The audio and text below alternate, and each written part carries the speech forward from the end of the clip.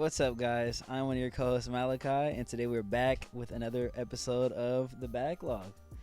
Today we're going to be talking about gaming, movies, and shows with an occasional tangent, of course, courtesy of Kell and I. Hi, I'm your other co-host. I didn't realize how my voice was going to sound there, but I'm your other co-host, and a fun fact about me is that I actually very much struggle to come up with information about myself on the spot. I can do it any other time, but the moment someone asks me to, I just go blank. Yeah. I don't know this person who I've been living as for the past like 25 years. Two truths and a lie just cooks you every time. No, yeah, I'm just like, That's oh right. god, no. I don't know which information's real.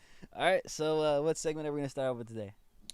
So we're actually gonna start off with what we kind of been into recently. A little bit of a kind of life update, I suppose. Sounds good. You know. So I'll let you go on and start us off. All right, man. So I've been tapped in really heavy with gaming recently, especially Escape from Tarkov. We're getting a new seasonal character update recently. It's gonna be coming out probably at the end of July. Would It's that scheduled. be the drop of John Tarkov, or Bro, no, bro. I'm good. I think my Tarkov addiction is going to enhance when that drops. Oh boy. It's essentially so. What's gone on in the past since like 2020 when I've been playing? I started playing in 2020, and what's gone on since then is kind of a wipe cycle. So essentially, you play the game for about 4 to 6 months, and then the game wipes, and then there's a brand new swath of content that the devs will drop, and then you kind of get to redo everything. Mm-hmm. And early wipe Tarkov is like widespread known as like the best time to play Tarkov. Now since 1.0 is released, they've announced that there's no more wipes, right? There's no reason to wipe the game anymore because there's not that much content coming. However, because everyone likes early wipe Tarkov whenever everyone's starting fresh and it's like everyone's level 1 basically at the same time, which is just so fun. To bring that vibe back without wiping the game, they are trying to do seasons. So they have a separate character that has kind of like modifiers similar to you remember when we played Escape or Project Zomboid? Yeah. It's very similar to that. So where essentially you get a character for that season. There's a seasonal modifier that applies to everyone that's playing at the same time. So like, I don't know, it'll be like, I think the one this season is going to be, the first season is going to be season PMCs, which is like all the characters have 15% bonus to all of their XP or whatever leveling. But also there's like individual modifiers. So it's like, you can pick, it's like a pick system. So like you know like how you gain a strength to give something up. Yes, like exactly. So if you get like you can assign your character like osteoporosis for the season, and so your bones are gonna break 20% easier.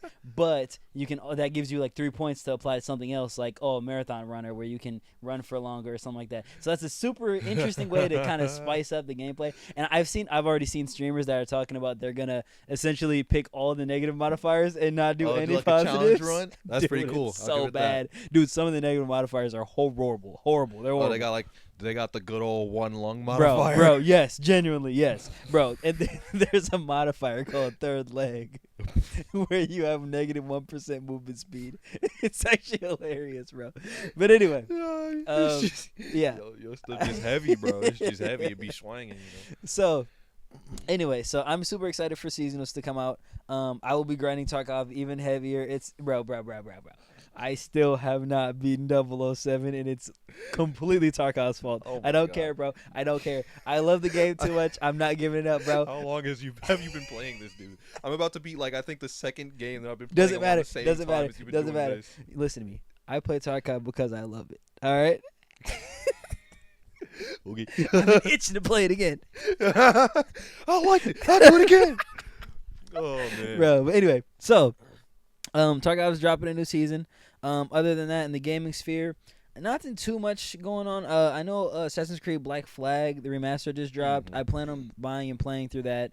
Just because I didn't actually play the original. Yeah. I know Black Flag's like one of the best Assassin's Creeds that has ever dropped, so I gotta at least try it out in the remastered form. Super excited for that. We get the Halo 1 remaster is coming out soon as well, so I'm excited for that. I actually never beat the Halo campaigns, even though I'm a diehard Halo fan. And the only Halo campaign that I've beaten is Reach. I guess I am a LARPer, Loki. No, actually, I lied. I beat Halo Reach campaign, I beat Halo 5 campaign, and I beat Halo 4 campaign. Those were Halo 5 and 4 had the worst campaigns out of the entire series. We tried to play Infinite together, and that just didn't work. It just wasn't good. I was falling asleep playing that campaign. I'm not gonna lie. The open world didn't really work out for Halo Infinite, unfortunately. But Yeah, so I'm excited to play Halo 1. I hope they do a 2 and 3 remaster as well. I've heard Halo 3 has some of the best multiplayer in gaming history, so I can't wait for that. You know, whenever they get to Halo 3 remastered, if they drop the multiplayer alongside it, that'd be really cool because I really love to play that. But anyway, so fun. yeah, gaming sphere. That's kind of what I've been tapped into recently, shows wise. Not too much. I was thinking about kind of picking up some new shows, but I've been kind of, sidetracking the shows a little bit. Fair enough. And then films, we got Odyssey coming out.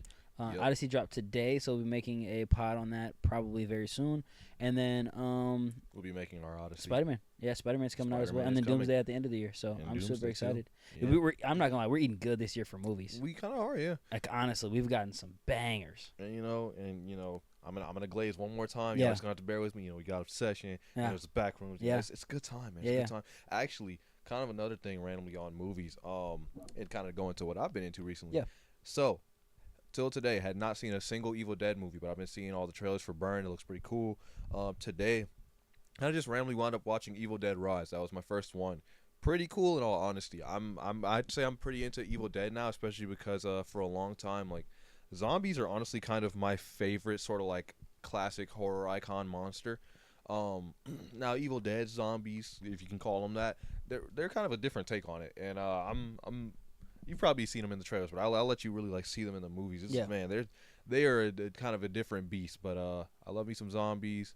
I don't know. It's the idea of like someone kind of being like their body's now this puppet to this terrible, horrifying thing, and like seeing the kind of messed up transformation that causes and just the grief that brings about for the people who deal with it, and also the terror of like, if I go down at this thing's hands, that'll be me.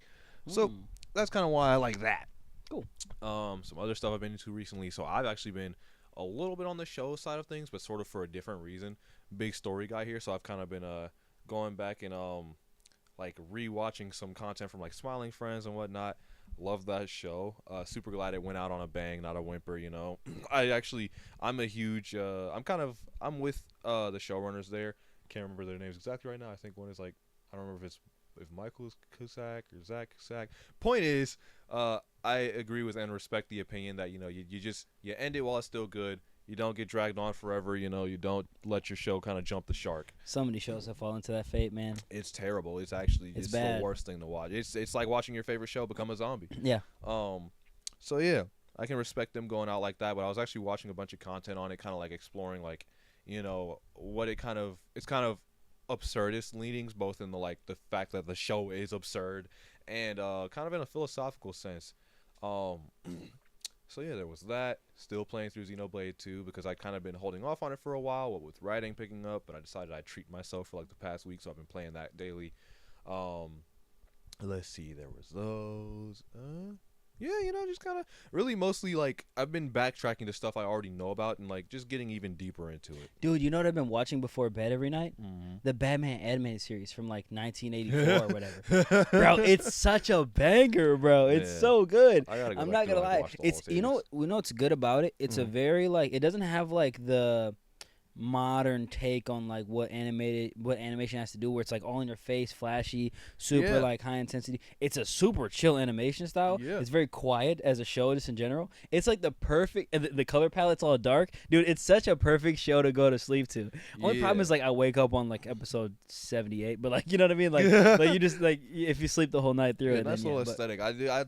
Dude, it's such a good show. I love like vibrant animation, but I can't deny like the kind of older styles where it was like, you'd get like vibrant stuff contrasted with more subtle stuff, or a show just full of and more animation's chill tones. So beautiful. It's all 2D hand drawn. You can tell, dude. It's and that's so pretty beautiful. Nice. That's always nice. Like that's and like the way they wrote the characters are done really well. It's a very like base form of the characters, but it's still interesting. You know what I mean? I think that's recipe cooked well. Yeah, exactly. It's a simple recipe cooked well. Exactly right. You can't go wrong with that. It's mom spaghetti for real. Like, I'm not gonna lie. But anyway, shout out to moms out there. For real.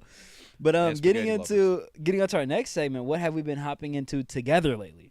Oh yeah, brother. So the itch has been scratched. We're back. We're back on For Honor, ladies and gents.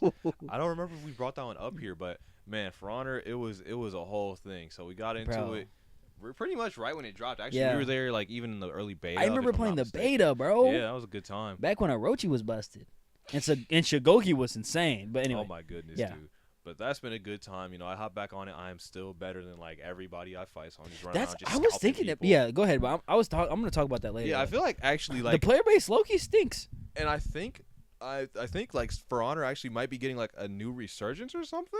I don't know how though. 'Cause It's not it's like like- anything really like got us back into it. We just like I've got no thought idea, about but it. some of these people seem like they're actually new. You know, you can look at people's levels Yes. and whatnot in that game, and yeah, a lot of them are surprisingly Yeah. low for the You game get to be the about sweats, of 13 course, years old yeah. or something like that. So it's like, yeah, you get, and then you get sweats. You know, yeah. Because people who Frana's have been been out playing for a decade, almost pretty much. close to a decade. Has it not been out longer than a decade? I thought it's been longer. No, I think it's been 9 or 10 years. We went over this like a couple episodes ago. Uh, I think, but I think it's been 9.5. I think they're pushing but yeah, 10. now that we've got PCs, the game actually honestly runs a whole lot It better does. on console, on our Yeah. Xboxes. Man, the game was kind of like a bug fest. The so that netcode wasn't still sucks. fun. Still do get a Unfortunately, decent bit of it's just like it's a house built on sand. I can't lie, man. Like they really like built out the game. The heroes are phenomenal. The new maps they've been dropping are phenomenal. Mhm. But holy, there's still so many times where we're fighting and I clearly block a heavy up top and it just hits me, or I've also had that. or when I'm hitting someone else, especially when the amount of attacks being put out are higher. You know what I mean? Like if I'm playing like Shaolin or if I'm playing like Aramusha, there are times I can literally clearly see them block and I just get a hit. That's crazy. I definitely had one or two of those. And You it's know what I just mean? like, So oh, it's that's like, unfortunate, yeah, bro. you know. So the netcode still needs some work. I don't know what they did with the mocap, but the way the heroes move, Oh yeah, beautiful. it's beautiful actually. they like updated the movement recently or something like that. But like, dude, it looks amazing. And I started playing Afira. She's amazing, yeah. but she's been out for like 3 years. She's been out that long. Dude, yes, I was looking up guide 3 years ago. I'm seeing videos how to play Afira. She's busted. I'm like, whoa, I've been going for that long. I guess I have because I think the last time I played was when they dropped the pirate, and that was a long Honestly, time I feel like ago. that was like I might have played around that time, but I feel like that was still after I kind of like stopped playing consistently. I'd say Yeah. I probably stopped consistently playing around Kyoshin. Okay, Because okay. I never bothered to learn that character, and to this day I still don't need to because valid. I beat up Kyoshins. I don't know. Like I'm sorry, bro. Kyoshin's our licks. I You're can't just lie. another guy with a katana. Like Yeah, I yeah, fought 8 of you already. Yeah, that's real. I don't know, man. All they got is Yeah. ooh, I'm all blocking Dude, stance. I but, don't like, care. I Dude, don't For care. Honor has not lost its luster. No, After actually, all these years, it game really is hasn't. Fun game. Dude, it's still fun to this day. Like I hop somehow. on. It's such a nice game to hop on and chill on. And obviously, if you get in too deep, you're gonna get mad. But like that's just any game that's like semi-competitive. Oh yeah. But like, dude, it's still. And it's way easier not to get mad when the Yes. game does kind of run better. Yeah, it looks good. It runs great, dude. Like there's still a healthy player base. You don't really have trouble finding lobbies. Like it's been really fun. Yeah, actually. Yeah. Honestly, I think with some of the seemingly more new players, I think the player base has gotten like a little bit more chill. Actually. Yeah. So And the it's new kinda characters nice. that they've been dropping have been really interesting. Oh, They yeah. haven't really Well, been like weak sauce characters that are like rehashes of another character. They're all unique. I I'd think. say that, but honestly, to me, past a certain point, a lot of the new characters seem kind of like they're just like just a gimmick and they don't have much else. And it could be because I haven't really gotten to understand any. Yeah, I of was the gonna say. characters. I think they've raised the average complexity of the characters, and I think that does warrant reworks for a lot of the old characters. Oh yeah. Like think about Valkyrie. She's really still really one dimensional. You know what I She's mean? extremely one-dimensional. So it's like I think that character could Heck, probably I'd use a say my rework. main Peacekeeper is pretty one-dimensional. Kensei got a rework, and he's still one dimensional. You know just what I a mean? shallow guy. That's what I'm saying. But like think of but there's characters that still hold up, like PK. PK still holds up. Like Yeah. PK can compete right now. Oh yeah. Glad yeah, can. Honestly, I feel like Scent even still the, can. Even You know the what I mean? one-dimensional characters, I feel can, except for Valkyrie. Warden still specifically. can too. Yeah, Warden can absolutely keep up because Yeah, yeah. they're one-dimensional, but that is a very pretty dimension. They got a nice dimension. What With characters? Warden's being his shoulder specifically. No, yeah, literally, bro. What characters do you think don't hang anymore? Honestly, it's weird because, like, for example, really the main one that just kind of immediately comes to mind is Orochi. I don't even think it's that he's been crept per se. It's just that at every stage of the game's lifespan, this character was just way too plentiful. Yeah, We all know all of his tricks. that's true. it. Yeah. You're We've not wrong. just seen too much Yeah, of the guy. you're not There's wrong. nothing any Orochi player can do Yeah, to yeah, yeah. surprise anyone in the current Yeah. state of For Honor. He's the McDonald's of that game. He I is, can't and lie. It's kind of crazy. Yeah, Pretty similar thing with Kensei's in all honesty. dude, I haven't even seen any. Kensei does so much damage though. He does. Like Kensei just he hits does a ungodly lot of hard. damage, At yeah. least Orochi If he still hits you has with to anything, really you're know. almost dead. Literally, It's insane. it could just be one simple mistake and you'll It feels just like he immediately hits harder die. than Shigoki. Like it's crazy. Honestly, I think I have had Kensei's kill me unless That's what, yeah. I've been hit like 4 times by Kensei and died. Like it's crazy. Like his heavies are like they do like 46 damage or something. It's insane. Who's been crap crazy? I think who's Shaolin been has a lot of Oh. mechanics, but he just doesn't do it. He does not do Yeah, enough damage. honestly, yeah, and I'm like that might have just been a release flaw. But Yeah. Conqueror has been crept out yeah. of his mind. Conk You're is nowhere to not be seen. lying. You're Honestly, not I lying. think he was crept even I before haven't the seen DLC a Raider got since heavy. we got back. Dude, Raider used to be everywhere. Dude, okay, what he had happened to to get Raider? creeped. Yeah, yeah, He yeah. had to get crept Yeah. because Berserker Raider low-key was got extremely crept. common. Yep. Yeah, where the heck is Yeah, Berserker yeah, gone? yeah. But yeah, freaking Um, Conk is gone, and honestly, yeah. that might have been the base game, honestly, because the guy can't feint his heavies. Yeah, like, yeah. You have no place in this. That game. is wait. Conk can't feint his heavies. Unless they change that, yeah, he couldn't feint his heavies. Yeah, because it's a ball and chain. Yeah, it's like you can't really yank that back. I guess at least Conk can't. Me, I probably could personally, but Lawbringer Conk can't. hasn't. I've still been getting dogged by Lawbringers. I've not seen Lawbringers, but we know a guy who plays Lawbringer, and he's still doing his work. Yeah, he's so. doing his thing. I think every character can hang, but there are some characters that are just not. They some don't of them have who enough. like at launch they were Yeah. a gimmick. Conk, we're yeah, looking yeah, at yeah, you, yeah. and yeah, they're just over. And Orochi, honestly, I don't know.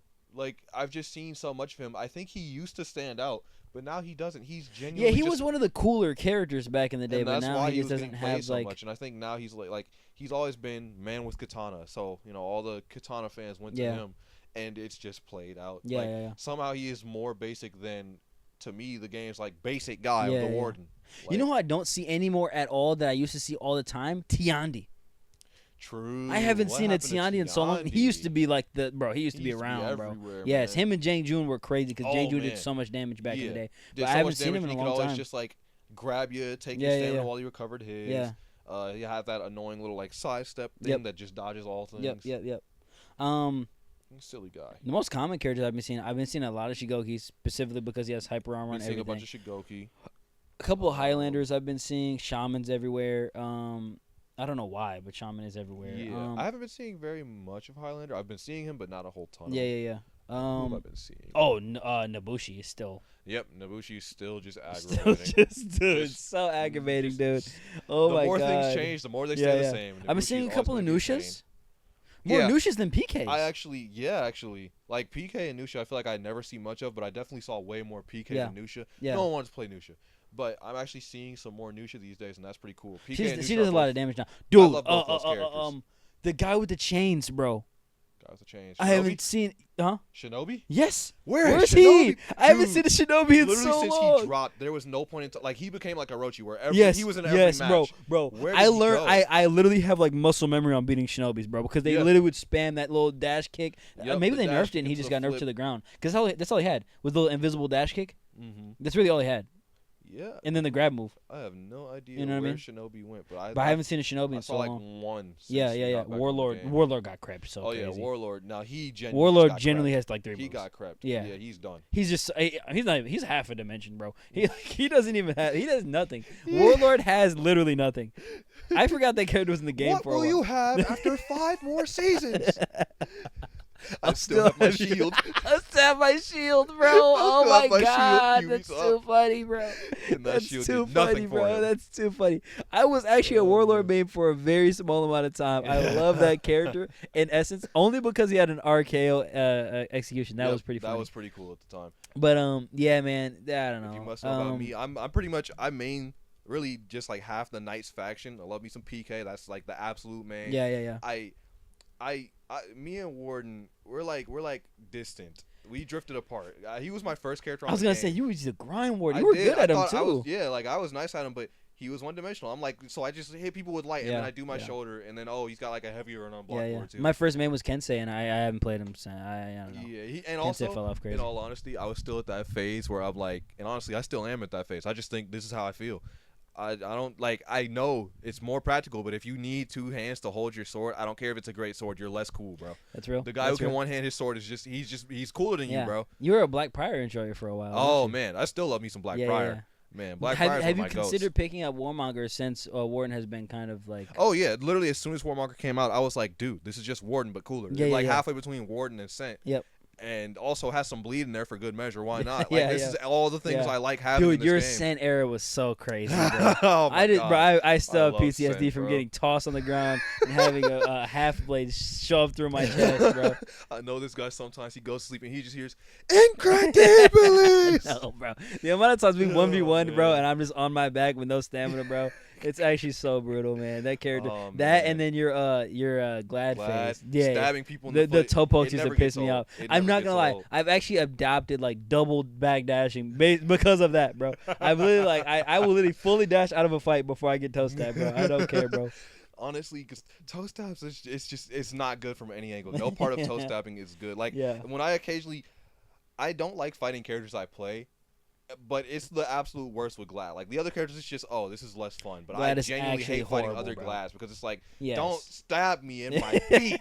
Don't do that. It's so, especially when he does a long one, bro. Like move around, bro. Move around, bro. Oh man. But yeah. So yeah, half the Night faction, I just consider those characters mine. Yep. Love me some Nusha. I just consider her my Chinese peacekeeper. I was messing around with Tiandi for a little while. Like Warden, haven't touched that in forever. I do love me some Nusha though, and actually, yeah, no, that's pretty much it. Knights and Nusha. Yeah. That's me. yeah, I'm kind of the kind of player that doesn't really pick a bunch of different mains. I kind of just pick one He- person yeah, to master. He's fully. a one trick. But Yeah, nah. yeah, dude. He's I was the a kind of guy who'll Shaolin pick main one for character so and he'll just long, like bro. zone in Dude, with them. yes. I got so tapped into Shaolin, bro. Even when I came back, I still had the muscle memory. Like I don't know if you remember that, but we were playing. I in do twos, remember. bro, and I was Because watching people, bro. he immediately was using all the same Yes. moves, and I'm like, I was how the playing heck against do you Caleb, bro. all Remember I was that? playing against Caleb? He was getting smoked, bro. Oh my! He was like, bro, when did you pick up Shaolin? I don't know how he didn't remember. Yeah, that. I don't know how he didn't remember like, that. At least half your For Honor career was actually with Shaolin. Yes, I'm like prestige like 27 on that character or something like that. It's insane. Oh yeah. But yeah, I was dogging him. I'm not gonna lie, I was dogging my Shaolin. Good But times. yeah, bro. Frona's great, man. Other honestly. half of our For Honor times, he was on Aramusha. Since that Dude, character came out. Aramusha, bro. I was a To dude. this day, Because he's busted, I can't lie. He's really just he's a bad character farmer. I mean, not even a bad character, bro. Just like a noob farmer. Like, you Yeah, go on Dominion yeah, he's a and just noob play killer. against like low levels, and they can't Mhm. stop him. He does Literally, so I much remember damage per hit. He was an absolute menace when he dropped, and like Yes. to the reverse of how Yes. he feels about my scent. I cannot lose to an Aramusha because of how much time I spent fighting him. I know all of his tricks. He found everything that character can Dude, do. I would zone attack into a heavy, and I would cancel it, bro. It was so busted. It would catch people lacking Like, it so was bad. insane. I would zone attack, and I would cancel into a heavy, and then people would try to deflect it, and I would use the all block to Yep. get a free heavy off of that, bro. It And it was just back into the cycle you go, bro. I do It this was Aramusha so crazy. much. It's to the point that like, if a random Aramusha tries to like start up their zone attack on me, I will actually parry it off reflex. Yeah, Like, yeah. I've seen it Because all. the first one's a light, and it's almost instant, exactly. bro. Yes. It's fast, but I've fought Aramusha too much because of one guy. Yes, Because yes. of one guy. We're gonna spin back on For Honor in a bit, Indeed. but for now. for our next segment, it's gonna be a Who Wins segment. Mhm. So we're gonna talk about which characters are gonna be other characters in a fight or 'cause in a we like specific those. scenario. So you want me to start? Or you got it. I actually want to start because it's All right, a go great ahead, yeah. segue Go off ahead. of I'll let For you Honor. go. I'll let you go. So like lore accurate, like Okay, historically accurate to Yes. these characters. Warden versus Kensei. Who you got? Ooh, I think Warden, bro. Warden's just he's a beast of nature, bro. I can't even lie. I think, He is something bro, kinda different. Warden is just physically more imposing than Kensei. Yeah, Far more Kensei's imposing. got his like mobility and stuff like that. Yeah, he's kind of like a glass cannon type thing, bro. Mhm. Warden does not care. No, Warden is Warden kinda that will guy, shoulder I'm not bash gonna you lie. He until will you shoulder are bash off you. balance and you're Exactly, catching a and then he's smooth gonna right do the- sword to the chest, bro. It's raps, bro. It's raps, bro. I can't lie. I've never touched Warden in my entire life. I gotta respect his gameplay, bro. I gotta even though I said he respect was him. boring, I gotta respect him. Like Bro, have you seen like the edits with Warden in it, Oh, bro? absolutely, They're so dude. peak, They're bro. I tough. can't even lie. Like during the campaign, he's peak, bro. no, It- oh it's my just- god, yeah. like campaign Warden Yes, is a campaign- different He's a demon. different breed, bro. Warden He's was a different actually a breed. menace in the campaign, bro. But yeah, I can't even lie. Like as much stuff as I talk down to Warden, and I still stand on it. I think he's a boring, bland, basic guy. But I won't deny when I see Warden raising his sword above his head, Bro. I get intimidated. Yeah, no matter who I'm playing, bro. I don't honestly, want bro, that top heavy. Exactly. I was gonna say I don't you're want that. in the because you don't want it so bad, you're gonna try to deflect it, and you're gonna get shoulder bash for it, bro. Literally. Goofy ass. I don't like. Bro, I he don't wanna literally get uses top his heavy. intimidation tactics to back you into doing some dumb shit, and then he whacks you for it, bro. Gotta respect It's the just so Warden, brutal, man. bro. But yeah, Warden of the campaign was actually goated, especially during like the whole like warmonger phase. I Yep. don't know if you remember that, but yeah, that was. Oh so, yeah, that was so cool, dude. That Yeah. was cool. Yeah, honestly, I'm not gonna lie. I think I I feel don't like think the Orochi seasons had a lot deserved- more character back then. That's What do just you me. mean? The seasons when they dropped seasons back Oh, then, in the yeah, they beginning, had they a had a whole lot lot more more character, a lot character. more effort that was going into the Absolutely. seasons. That's Which what I I feel. understand. They probably had more staff back then too for people. And People then at also Ubisoft, but- like less ideas had already been done. Like there Yeah, was yeah, just yeah. more That's kind of true. new ground That's to true. explore. Yeah. So I don't even hold it too much That's real. against them. But random take. I don't think Orochi deserved to have the final battle in that. I don't think he's like. I agree. He didn't impress me, bro. I agree. Like he's just the samurai guy, and that's kind of why he got it. In all honesty, bro, I think Warden could have taken that fight with Apollyon. Agreed. I'm gonna go with my first one. Darth Vader versus Jean Grey. Versus Jean Grey. Like full like Phoenix Jean Grey or just like regular telepath Jean Grey? It's gotta be regular telepath because Phoenix is OP. I'm low-key giving that one to Vader, and really, and it's because I've also another thing I've been getting back into recently. Okay, X-Men 97's latest season. I need don't spoil that, please, and bro. That's why I have to watch it, bro. That's okay, because this season's good. Really, this season is last good. season was good, bro. Yeah, the first season was a banger. Is it better than last season? So far, I feel like it's too early to say. Okay, but so far I do think I like the last season a bit more. Bro, the fight on Geonosis in the first season was so crazy, bro. Like it was so fire, bro. Oh yeah, the Geonosis, that was nuts. Yeah. I will say though, like there's definitely aspects of this season that I will give it like over the first one because I'm just gonna say, man, some these villains are throwing heavies, bro. Oh, they're throwing haymakers. Wait, man. Is it Sentinels again or no? No. Oh, okay. All right. No. I'm not gonna ask too much. I'm not gonna ask too much. No. Okay. But oh man, I'm giving it to Vader though because classic Jean Grey maneuvers. You know, like especially like the OG, like 1997, not X-Men 97 of now. Yeah. The 1997 original airing of that, like Jean Grey does this beautiful maneuver where her and Charles both do this actually, but basically they try to use their telepathy for literally anything. Yeah. And they just get like, they just get a pain in the head and they pass out and they faint or whatever. Someone's bad vibe stops them or whatever. Yeah. And yeah, it's like they're kind of infamous for that in my eyes anyway. Okay, I got you. And it's like Vader is literally like a walking palpable force of hate. Yeah. Like normal people can feel just anger emanating off this guy. Yeah. I know Jean Grey tries any of her like telepathic tricks and she's gonna like pass out under the weight of his sheer just bad vibes, bro. Okay, that's valid. And don't even get me started on if he actually tries to hit her. Yeah, she's done. No, you're right. Just because Vader's such a powerful force user, and I feel like Jean Grey doesn't really have anything to match him physically. Oh no. You know what I mean? Like no. she might be able to go toe to toe mentally, but physically, she's getting cooked. Off of I'm not gonna lie. Marvel comic scaling, yeah, sure, she's like probably surprisingly fast and durable because she survived fighting other Marvel characters. Yeah. But I'm sorry, man, you're not surviving a lightsaber through the chest. Yeah, no, you're not. You're not. That's valid. Okay, I got you. I'm gonna let you go to your next one. Oh yeah, my next one was. Hold on 1 second. I don't have them memorized. It's all good. All right, because it kind of came up when we were talking about this movie, and I don't know. I figured I'd just throw it out there because a lot of people have been saying, you know, like they're not impressed by the power levels of either DCU James Gunn's Superman versus Supergirl. You know, and I don't want to just both DCU counterparts. Yeah, not to do the whole men versus women thing, but you know. No, Supergirl's fading him. I ain't gonna lie. Supergirl's running that fade, bro. I can't lie. She's just a better fighter. Even when she doesn't have her powers, she just has better technique than him.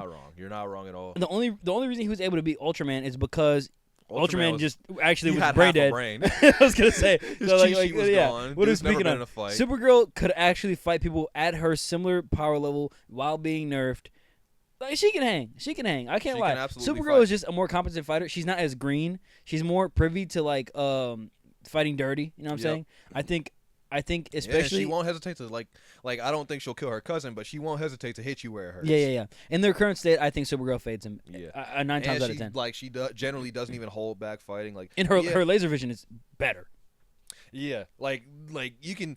There's arguments maybe about like who's technically got the more powerful heat vision, but she's just better at using hers, and I don't think that's not arguable. Yeah. In almost every appearance the two have, actually, she just seems to do way more impressive things with her heat vision. Yeah, that's real.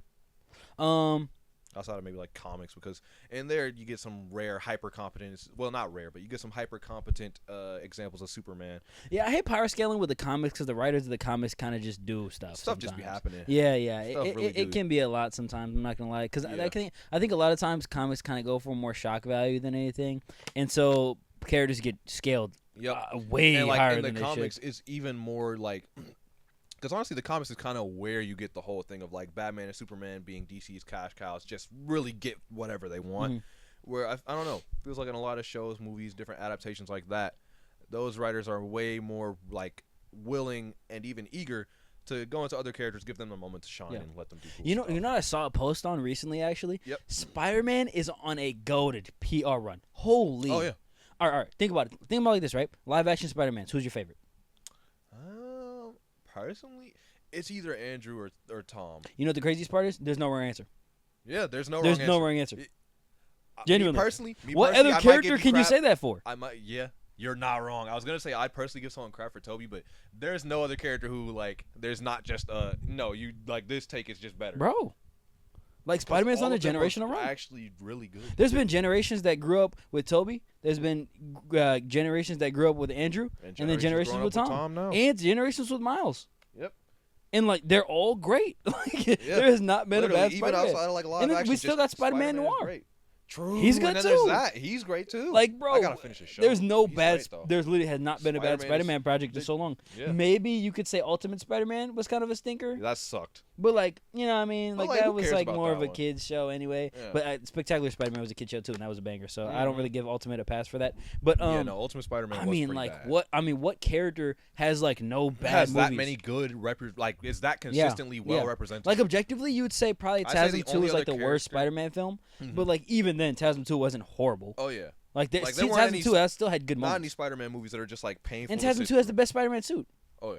Aside from TASM 1, but y'all not ready for that one. Y'all See, not ready for that My conversation, personal and I'm best okay with Spidey that. suits, it's going to either the Far From Home final suit Okay. or Brand New Day suit's pretty great. Honestly, like We haven't funny even enough- seen the Brand New Day suit for real. I can't even say all sure, and I like it, but I want to say that I'm not actually a classic Spider-Man suit purist. I don't hate the look, but like so many of his other looks have been just massively better. That's But true. I actually kind of like what Brand New Day does with the classic suit, if that makes sense. I don't know. It's like I like the kind of vibrance to it. Best black Spider-Man suit. Best. Well, I mean, as far as live action, there's just the one. Yeah, I'm just talking about in general. Oh, in general, I'm giving down to Spectacular. Yeah, I was gonna Spider-Man. say. Yeah, I was gonna say Like, the same the way thing. he's kinda like- bro, his is so peak, bro. Yeah, like the his way is so his peak. webbing, like the spider changes, and Yeah. also like with his kind of the way they like accentuate certain segments of Yes, his body, yes, it looks yes. even better with the Bro, black suit. he looks so tough with yeah, the black he looks suit on, bro. imposing with that on. Also, I'm not gonna lie. I think the worst black Spider-Man suit was Insomniac. That was horrible. Yeah, That just it looked wasn't bad. Great. It just wasn't looked great. bad. I can't lie. It looked better as like the symbiote was almost like starting to overtake him, and it was Yeah, looking but more like, why was there like monstrous, but- smooth parts and then like not like that was weird, that bro. texture was weird, dude. Yeah, the texture was odd. I didn't Like understand. I it too honestly much. kind of going into the game, like, and I don't hate the idea of kind of diverging more Yeah. from his red. Yeah, I like, don't hate that you know, either, his but it regular looked suit. bad. But yeah, I do think I was just expecting just the advanced suit or advanced suit 2.0, whichever one, but mostly black. Yeah, with some I thought white, that'd be tough. and that would have been pretty awesome. I don't. They went with the goo build. Yeah, and it was. I don't know. I don't think it needed to be that gooey. No, I think the way it changed as it went on was cool, and I think that's when it probably should have. it gotten a looked bit better on gooey. Agent Venom. Yeah, actually, much better on him. Genuinely, but That is true. that's how they're living, I guess. Yeah, that is interesting. They messed up a couple things in that game. Yeah, I'm like, Miles' I love suit. Spider-Man too, but oh my god, Miles' suit was toothpaste suit. unacceptable. I actually don't hate the anti-venom suit. I hear a lot of people like hating that one. Oh, okay. Honestly, I feel I like can anti-venom understand. actually looks just fine. Okay. Really, like, is it my favorite Spidey suit? No, but it looks way better than the black suit. That's even though understandable. they're, like they're pretty I don't hate close. that. I don't hate that take. But yeah, I don't think it looks terrible. Yeah, I don't think it looked bad. I'm not gonna lie though. The Insomniac Spider-Man games just have bad suits. Like a lot of those suits suck. Like original suits are the ones. No, pick? just the ones that they make. Yeah, they just suck. I can't lie. I mean, like Peter and Miles is like default suits. Yeah, Like yeah, the they advanced look suit fine. 1 and 2, Yeah, they and then look Miles is, Miles Morales suit, not Yeah, yeah. Spider-Man 2 suit. That one sucks. I don't like Miles' suit either in those Really? games. It's dude. pretty basic, but like it kind of sticks to the core image of the character. Okay. And, does it well. Okay, I But kind I of wish will- they leaned more that's- towards like what they did with Yeah, that's my Spider-Verse. only gripe with the Miles Morales that suit Yeah, yeah. before the toothpaste. My only gripe is that it's kind of basic. Yeah, it doesn't really it is. add anything to The the design. toothpaste suit is so bad, bro. Like that's Oh, unacceptable, it's so bro. trash, Like what were bro. we Who cooking? thought that up? Who cooked that up? Like fire that's, that guy. That's immediately. insulting. Also, That was giving Miles bad. the Killmonger cut. Like seriously, Oh no, he was just we fine can't with his low escape cut. He it, was bro. just fine with his low When will cut. my people be free, bro? Like, Can we be free of the this Killmonger Killmonger cut? was It's genuinely bro. so tough in 2018. That's what I'm saying. Let's leave it there. We're leave it in still 2018. dropping the Killmonger cut in the Like, big 2-6. Let's be honest, bro. It's literally what this means in the grand scheme is that gaming now understands like 3 black hairstyles because Bro. they had cornrows and afros down. honestly, for some reason, they somehow don't always get down the shortcut that Miles started with, which I don't understand how. That's obvious. Bro, everyone can do it. Why can't you just make a buzz cut, bro? But all they added now Or was a just, fro. oh, we now have the Killmonger cut. That's one what of the I'm three saying. black hairstyles that we know black people to have. Bro. It's like, seriously? There's It's 80 ways bad. to do locks. That's what I'm saying, bro. I don't know. But It really Miles does didn't blow even me. need locks, in all honesty. Yeah. His buzz was fine. Bro, he Didn't need a new haircut. The Killmonger had a better cut in Black Panther 2. Yeah. His locks look better, in my opinion. We had him like up. Yeah, I was gonna say he had him up. Yeah. Honestly, Tough. I'll say I do love the Killmonger cut. It's just oversaturated. It and is. at the time, I don't know. That cut was so tough to me. No, okay. It was tough for like 20 minutes, bro, and then it wasn't anymore, bro. It bro. was fire. I'm not gonna I imagine if the market hadn't become oversaturated with it, to this day, that would actually be my favorite cut. Like, I would have done my locks that way. Really? That was my original vision when I got locks. For those of you who don't know, I didn't always do this. Yeah. I started actually probably like 3, maybe 4 years back now. Yeah. No, I think 3. I started getting locks. And for a long time, when Killmonger came out with that cut, I was doing like a high top fade-ish kind of thing. And that made me think, wow, I kind of want to do that. And then I saw like not even a whole year later, the cut was in everything, and I'm like, all right, I just give up on locks. But that's rough, man. Then some more life happened, and I was like, no, locks are pretty cool. But I couldn't do the Killmonger cut, which sucks because it's been done to death. Yeah, it has. It really has. Please, can we let the Killmonger cut take a brief hiatus, couple years, bring it back I later. implore you, anyone who wants to make a creative anything, if you're going to include someone who is black, it doesn't hurt to just look up some styles. Yeah, just look up some styles. I agree. We actually do a lot with our hair. We do a whole lot. Yeah. Even if they're just a bunch of and different it's not variants like of a lot of locks. styles that are hard to like animate No. or like literally again with all different styles of locks. Take the Killmonger cut. Yes. Just spread the locks. Yes. Just anywhere else on the head. Anywhere else. And I promise you, someone's done it at some point. Agreed. Yeah. It's something, man. Yeah. You can just do around the head like these. There's other ways, man. High tops. I don't mind high tops. Mhm. Throw those in our games, please. Agreed. We're begging. Yeah. Just give us more than like Anything. 5 haircuts, Please, like everybody anything. else. Genuinely. Maybe Okay. not everybody else, but we want more than 5. That's my point. I got another who wins for you. Yeah. All right. We got it's a team up against one character. Okay. Mm-hmm. John Wick, Okay. Black Widow, Okay. and Sam Fisher Oh from my God. Splinter Cell. Who Against are the- they fighting? That's the just Winter bad. Soldier. Against the Winter Soldier? Yeah, it's looking okay. Like they actually might lose. The Winter Soldier's going down. What are we talking Bro, about? what? Counterpoint in Winter Soldier, Black Widow actually she was running ones with him kind of Okay, yeah, but she's not winning that fight. No, but with John Wick and Splinter Cell on her side, she can do it, at least like occupy his attention, and all it takes is one of those guys to get He any has a projectile super in his soldier direction. serum. He does. And a metal arm. Okay, that's true. Like, But a lot of these guys are getting one shot by bro. I can't lie. yeah. He But- beats Cap 1-on-1. I think that literally was. Okay, no, actually, he does not beat Cap 1-on-1 because he 2v1 with Iron Man and I mean, He I guess doesn't beat Iron Man 1-on-1. But Yeah. I'd say he probably takes it over Cap 1-on-1. Like, it could go either way, but honestly, I put my money on Winter Soldier. Like, actual Winter Soldier, like Hydra Winter Soldier. Yeah. Oh, okay, that's a different beast. I'm thinking like Hydra Winter Soldier. That's a different beast. But I'm sorry. Say what like you want. masked up, like Winter demon Soldier time. is tougher than Bucky Barnes, and it's not. That's close, what. bro. Yes, I agree. He's I agree. exponentially Yes, more yes, powerful. yes. I don't know. He's actually a weapon at Clearing that the point. brainwashing did something to him that made him Yeah, way yeah, weaker. yeah. Um, Well, he hesitates now.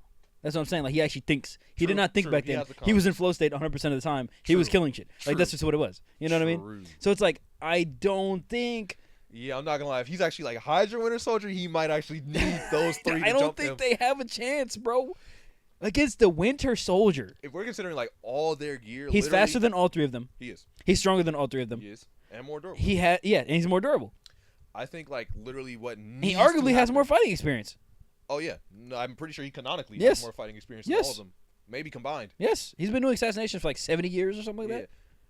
Honestly, I think what needs to happen, there's no other way around it, is he has to get hit with like a Widow's bite, like those stun things she was hitting Black Panther with. He's Is gotta she get stunned with landing one of those on him? If he's fighting like multiple people at Okay, once, so I distract think him and so. then land one. Yeah, I'm like, because no matter what version of this fight you're doing, even if it was just Bucky, he's got to be distracted. For this Yes, to work. yes, I You agree. literally Okay. have to distract him with Who's something. distracting him long enough for that to happen though? I think, unfortunately, Widow's John next Wick to- or Sam Fisher? I'm like- Sam Fisher's canonically like 50. Yeah, no, I'm like, it's got to be either John or Black Widow. Probably Black Widow. Okay. And I think one of them has to distract him.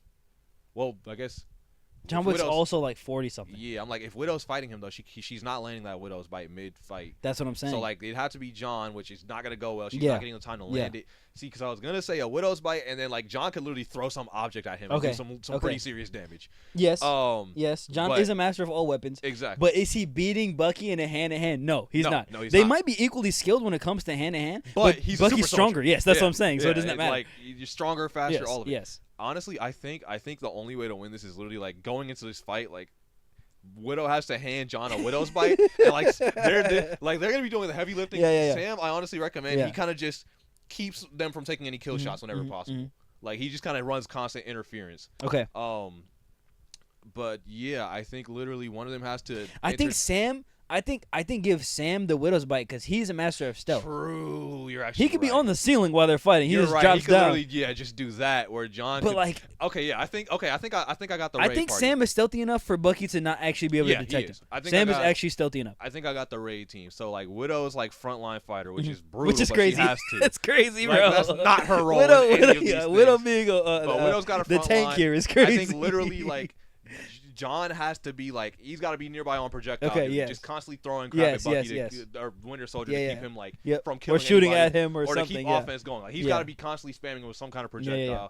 And then Sam is lurking somewhere, just waiting for the perfect moment to hit a Widow's bite. Once they hit that, I think they can take him down. Like, they have to instantly go in for a kill blow. If they mess any of this up, it's cooked. He's getting up and he's slamming Sam immediately. If Black Widow doesn't last long enough in the hand-to-hand, it's cooked. If John gets randomly one tap, which is possible, exactly. it's cooked. He easily catch it, just throw it back or some bull. Like, yes, that's what I'm it's saying. Gotta go perfect. You throw an axe at him, bro. He's catching it. He's sending it right back, bro. Or worse, using it to kill Widow. So it's like I'm not gonna lie, they lose that one like at least 7 times out of 10. I agree. Probably more like 8. Yeah. Winter Soldier Bucky is brutal, bro. Like he's a different beast as a Winter Soldier. He's I'm actually not even gonna pretend he's not. We're talking about the Winter Soldier that caught Cap's shield. Literally, turned and caught it. Or, the one who was just full court pressing Cap the whole movie. Like until the last fight when he starts to become Bucky, he starts hesitating.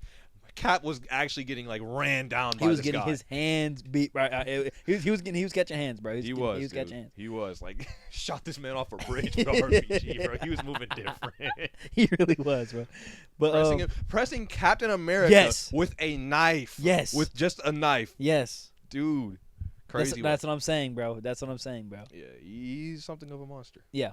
But yeah, I'm gonna let you cook with your next. Oh yeah. So then, my last one actually, it's crazy how this kind of came up in discussion already, but I'm not even sure how to pitch it because it's low key kind of a battle royale. Okay. All 3 of the live action Spider-Man of the past, was it 20 years? Ooh. Yeah. Toby, Andrew, and Tom just putting their dukes up, going at it. Toby wins those, bro. What, my friend? Yes. That's crazy, especially coming from a Garfield fan. Yeah. Nah, bro. Toby's just stronger, bro. Toby's stronger, bro. He stopped the train, bro. Full train. Like, he might be stronger. You have any idea how strong you have to be to stop a full train? I think he might be stronger. Not even that the train is like just a full size train. It's full of people. True. And it's got mad momentum. It was not going slow by any means. And he did just put his body in front of it. Yes. He also raw weapon. He also easily caught Tom's a little overhead attack in No Way Home. Yeah, but I feel like any of them could do that to each other. Not with no struggle. He generally diffed it. Casey looked at him like pitifully. Yeah. And that was Tom at his strongest, by the way. That was Tom. That was rage-filled Tom. I have to look back and see like if it was pitiful, but I'm like, I feel like when Tom kind of like registered, like, oh, like this is my fellow Spider-Man, like he probably wasn't going full. But that was rage. That was Tom's hardest attack. Yeah, initially that swing was definitely meant to be a kill shot. It was. That was a kill shot, and he caught it. While I will not deny it all. He's not losing to Tom. That's a no diff. No, Toby's stronger, but yes, there's so many other factors, right? Okay, what's the other factor? I feel like honestly, they both have mechanical webbing, which Toby also against Andrew in the beginning of No Way Home, he just webbed it and he can't use it. And you know what, dang, because I was gonna give both Andrew. He's beaten both of them. I was gonna give both Andrew and Tom speed, but he did actually like react to and kind of like outplay Andrew. But honestly, that one could be kind of like an experience thing. But then again, who's fought another Spider-Man? No one. I would argue that Tom probably has a better spider sense, specifically because give it that Tom has the best spider sense because of the Strange thing And what happened with Strange when he got knocked out of his body and the spider sense was just autopiloting him. Not to and mention then on the top whole of that, Mysterio thing. Yes, that was incredible. that Mysterio thing, and being able to recognize that Green Goblin had switched. Yep, exactly. That's why he is the best one. At least with Tom, I think it's still not as open as shut as Toby just beating him because that spider sense is ridiculous. Where Toby might actually have the worst. Toby's stronger, bro. He's stronger. Yes, but I don't think that strength's gonna win him the fight. I do. Like he's more durable too. Yeah. But so when you get a stronger and more durable Spider-Man in a fight, who's winning? Who's winning, Cal? If he lands like no hits though, if he's basically landing nothing, the guy who actually lands his hits. I don't. So, what do you mean? Who lands his hits? I don't see. Cause look, so on the one hand, yeah, okay, Toby was able to catch like. I don't know. He caught. You're coping. Cope so hard. No. I don't hear this, bro. Let's genuinely like look throughout like their adventures, all three of their trilogies. Okay, let's hear it. Like, when has Toby ever moved anything like any speed close enough at like to him? When has he ever moved at a speed comparable to how Andrew was moving fighting Electro? When he fought Doc. Nah, that's not that speed. That's not that level. What do you mean? Like Doc is fast, but Andrew is outmaneuvering bolts of lightning and as they're being fired. But he's using predictive movement. He's not dodging lightning. Honestly, I don't think Toby could do it either way. Okay. All right. We'll say Andrew's faster. I'll give you that. And I feel like Tom is also like Tom may not even be like technically fast no, because Tom got no diffed by the same Doc. The only reason he won is because of nanotech, and you know that. I don't think he got. He got dogged on the highway. He was literally going to die. He was literally going to die by the same Doc that Toby beat. I don't want to hear it. I don't know. No. Because now you're gonna piss me off. Like, I don't think he was gonna like die. Like, yes, he was in a bad spot. He was about to get stabbed in the chest. What are we speaking on? I just don't think Tom. Like, I don't think Doc Ock genuinely just beats Tom. I don't think it's that simple. He genuinely just did. What are you talking about? Yes, he had him in that situation. What? He did have him in that situation, but I don't know. I think if you actually just start the fight. Bro, what are you talking about? I don't know. I just think if you actually like put Tom Holland Spider-Man against Doc Ock, I think he takes that one. Okay. I don't know how to put it. Like, yes, I did. You're bugging, but okay, sure, bro. I'm like, I feel like part of it was because like Tom was kind of off guarded and like was not really. I don't know.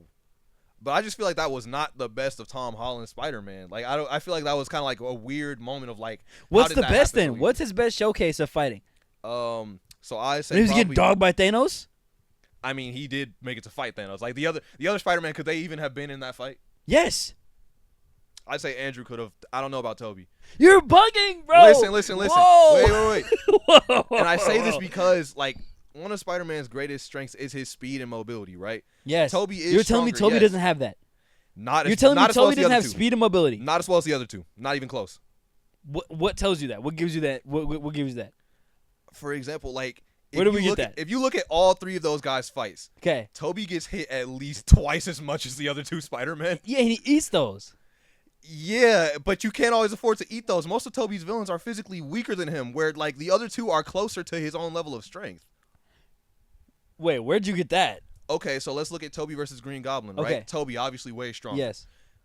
Now let's look at Tom versus Green Goblin. When Tom stopped holding back, also way stronger. Okay, yes. It doesn't say anything though. I'd say that like Green Goblin is probably like. You can't use Green Goblin as a power scale.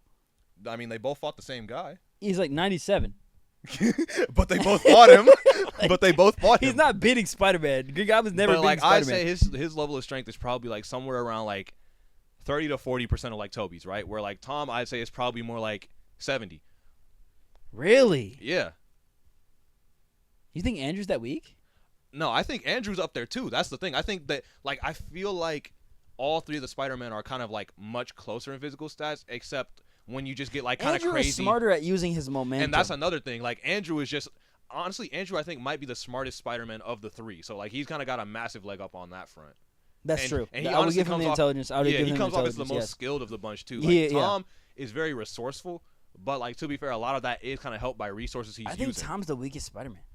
Like just like in a fight, I think Tom loses like first. Just skill or like just overall. Just skill, yeah. Like in terms of skill, yeah. And to be fair, like the guys like, well, yeah, Andrew by the time of No Way Home has years on him, so it's like that one's fair. Like, which is valid. Tom still, he basically had like 3 outings of Yeah. Spider-Man, got Yeah. snapped away from reality Yeah. for 5 years, Yeah. and then had to come back and immediately start Spider-Maning again. That's real. No, that's real. I would say that. Okay, we'll see what happens in Brand New Day. I'm not gonna lie. As a Brand New Day, I'm calling it now. Even before like the mutation stuff, because You if think you he's ask gonna me, be the that's strongest one? I think post mutation he's gonna fly past That's the real. other Spider-Man. No, you're right. But honestly, I think even pre-mutation, Yeah. he'll at least be like stronger than the other two by a little. Yeah. I think as Once of he's now, got some experience under him. Yeah. And post mutation, I think he's just gonna be a different beast compared to the other Spider-Man. I think it's a Toby no diff though. As of now, I think it's a Toby no diff. I think honestly, I see this fight probably playing out like Toby. He might lay some hands on Tom, but I just feel like he's gonna have a hard time hitting either of the other two. Nah, and bro. Andrew's just gonna take vicious advantage of Really that. though, I don't think he's gonna ever. No. Toby's not having a trouble hitting any of the Spider-Mans. Especially with like. No, he doesn't. I think the because other two, he had to stand off with Andrew, who you admit is the fastest Spider-Man, and he literally zapped his. He caught him. He got him. He did. He won the 1v1. He He did. had ISO and he won. I don't want to hear it, bro. His hand. I don't want to hear he it. won. He wiped his hand. That doesn't Okay, mean he but won. what happens after that? They both realize we're Spider-Man and they stop fighting. But I'm saying, what in a fight? What happens after that? You know how easy it is to tear off Spider-Man's webbing, especially if you're as strong as Spider-Man? Yes, but I'm saying Andrew is down a web for half a second, and that gives Toby an opening to get a nice clean hit in, and that's an raps, opening bro. in which Andrew is still several times faster. It doesn't matter. Not to mention, it's not like he can just eat hits from Andrew and they won't hurt. Like, Toby Spider-Man is also, like, now canonically getting old. No, for sure, yeah, but I think he's still stronger, and I think he's more durable. So it's like when it comes to blows, I think he beats Andrew. I think he's only and I think slightly he definitely more beats durable. Tom. He no diffs Tom right now, and he can beat Andrew. He's gonna win. I don't know. What do you mean? You don't know. I think you it's don't just know. having As watched, of now, having he watched no all diffs 3 Tom. trilogies. We can agree. He no diffs Tom. Yes or no? Having watched all Oh, 3 you're trilogies. whoa, Listen, man. whoa. Having watched all 3 trilogies, it's just Toby's abilities as Spider-Man impressed me the least of the bunch. And mind you, I watched these as a child. This was my first exposure to Spider-Man, so everything he does should be mad, impressive. But it's like his villains were genuinely tossing him, bro. Like all of them. Okay, yeah, that's valid. But what I'm saying is, okay. Let's use And we Doc see Ock as a power Andrew- skill. we see Let's use Andrew- Doc Ock as a power skill. Okay, who lost to Doc? Let's use Green Tom Goblin as a lost power to skill. Doc. Let's use Who Green did not Goblin lose as a to power Doc? skill. Okay, Green Goblin loses to everybody. He sucks. But he almost murdered Toby, where Tom actually put BTA once he was angry enough to fight him. Okay, that's valid. But that was when Green Goblin was a lot younger. Because no, they were all taken from moments before their deaths. Green Goblin is no older. Oh, brother. Okay, but Willem Dafoe is a lot older. Okay, his actor doesn't count. If we're going by All I'm saying actor, Toby's out round 1. Okay, that's valid. Well, all I'm saying is, I feel like if you use Doc Ock as a power skill, I think and that you Tom use had a bigger problem of holding back than Toby, and really probably even Andrew. yes, that's valid. I But I think that's think what even kinda causes Tom these not bad Tom not shows. holding back is not even stronger than Andrew. I don't think holding he's back. stronger, but I think he becomes more dangerous overall because he combines like kind of like a resourcefulness and speed. Both that's like speed way higher than Toby, comparable to Andrew. But Tom Resourcefulness crushed on comparable the to suit Andrew. for so long, bro. He does not have the skills required to beat. He does lack Toby. the skill. He does Yes. lack the skill. So let's get him out of so- here first. He's out of the battle royale first. Okay, he might Let's go give it a first, beat. but I do think that Andrew might overall be the best Spider-Man here. And I could see Toby beating Tom, but I don't see him beating Andrew. What? I don't. And I still Andrew's think- my favorite Spider-Man. You know this. He's Yeah. not beating I still Toby. think even like Tom, I still doubt he'll go out first because his spider sense is just leagues beyond the other two. Like the spider sense gap between all 3 Spider-Men is not close. Toby has the by worst. far the worst Yeah, one. Toby has the It worst. genuinely It sucks. It sucks. His spider sense is bad. I have a better spider sense than Toby. Andrew's is actually pretty solid. It's good, yes. I say it's your kind of like your standard Yes. Spider-Man. The spider fight sense, now which is between very strong. Andrew and Toby. And Tom 'Cause Tom's has, out. Tom's out. Yeah, Tom has future sight with his spider sense. Yes, I feel yes. like he's staying in the fight longer. Tom has the I'll most just take- potential as a Spider-Man. Yeah, but easily. as of now, he's But the worst. I'll say okay, Tom goes out of the fight Yes. because he's fighting 2 guys who are better than him. Yes, at this. yes. Fair enough. He's getting done. But okay, so we got Toby is stronger than Andrew. I'll grant you that. Yes, and more durable by a lot. With his age, I feel like it's not by a lot anymore Okay, sure. because he actually he canonically is. Are we from talking? Are we several talking years about Prime, or are we talking about now? ahead. I was talking about as of No Way Home. Okay. As of No Way Home. Okay. Yeah, with his age, I feel like Andrew I feel like that's a little unfair though, but sure. I mean, we can go by Prime. I don't mind that. Yeah, Prime Toby's whacking him. Prime Toby, nah, because like the reason why. Did you see how he did Sandman? Listen, there's a couple of things here. No. Because like Tobey Maguire's Spider-Man, it's kind of like it's like Jay Garrick Flash. 'Kay. Like he becomes less physically impressive as he's older, yes, but his skills clear them because he's older. Yes. And I think that's probably why he actually caught Andrew in that standoff. Okay. Yes, I can see I that. think like if we're talking prime Tobey Maguire, so like Spider-Man 3 Tobey, I mean, look at how he did against Venom. Granted, that is Venom, but it's like that's someone else with spider powers, and he was getting straight whacked. I would say though, Andrew was undisputably faster and smarter. I'd say Toby and Andrew's the reflexes are exactly the same though. Yeah, they have the same reflexes. Well, no, not the same reflexes. They were doing the exact same moves. They were doing the when same moves, but again, like at the exact same time. We've seen Andrew dodge lightning, bro. Okay, but I feel like a big deal. You can't even use that really, bro, because it's like he did a whole fight against the guy. Yes, Actually, no, not even that. He didn't just dodge the lightning. Remember, Electro was like frying that whole. Yes, but Toby never got a fight against Electro. Yeah, but if his previous fights are anything to go off of, he probably would have gotten. Wait, smacked. did Toby have any interactions with Electro during the fight No Way Home? I have no recollection, honestly. I'm like, I do want to, like, I think. But then you could argue he could also dodge lightning because he didn't get hit by any Electro attacks that whole fight. I think if we also don't even know if he even fought Electro. Yeah, That's right. But assuming that he did, because they were in the same fight. Had we both recently rewatched No Way Home, this would probably be open. I agree. But here we are. But it's like looking back at No Way Home, bro. Like they did. It seemed like all the Spider-Man kind of agree that Toby was just the better Spider-Man. Did they? Well, just in general, just like they gave him. I think they kind of gave him the sentiment of the film. Just kind of gave you that answer, like because he was more experienced. I feel. Yes. Like I feel like that's kind of the same thing as like if all the Flashes get together, like Jay kind of gets that respect because like you've been doing this for years. But I feel like Toby's in the same boat of like. Say if someone like Venom or the Reverse Flash shows up, it's like, all right, you're letting the Spideys who are in their prime fight this because you're better, but they're stronger by a lot. Okay, but when you add up, Toby has the most experience. We've agreed on that. Mm-hmm. We've agreed that Toby got the most brute strength. Toby is the strongest and the most durable. I think he's only a little bit more durable than Andrew. Yeah, exactly. But I'd say he has a small advantage on that, but it is an advantage. I think Andrew now, how does speed account for all of that? Because you don't land your hits if you're slow. No, bro. No, and not to mention, it's not just speed. It's not that big of a gap. Andrew is far better at every aspect of fighting as Spider-Man than Toby is.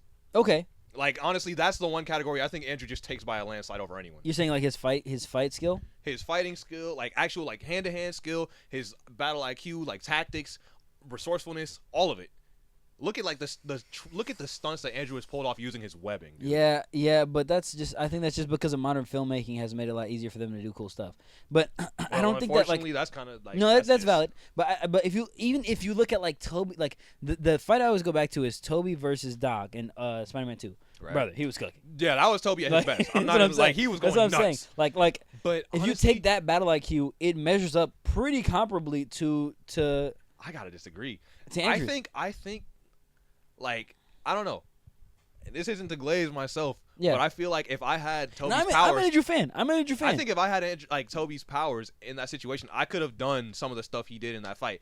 Like maybe not like the precise webbing to catch the people as they're being thrown off the train, but like how the records show he's bullshitting. How he was fighting Ock, like that's pretty like common sense fighting stuff. No, it's not. No, it's not. No, it's not. No, it's not. Did you? No, you gotta rewatch that fight, big dog. I ain't gonna lie.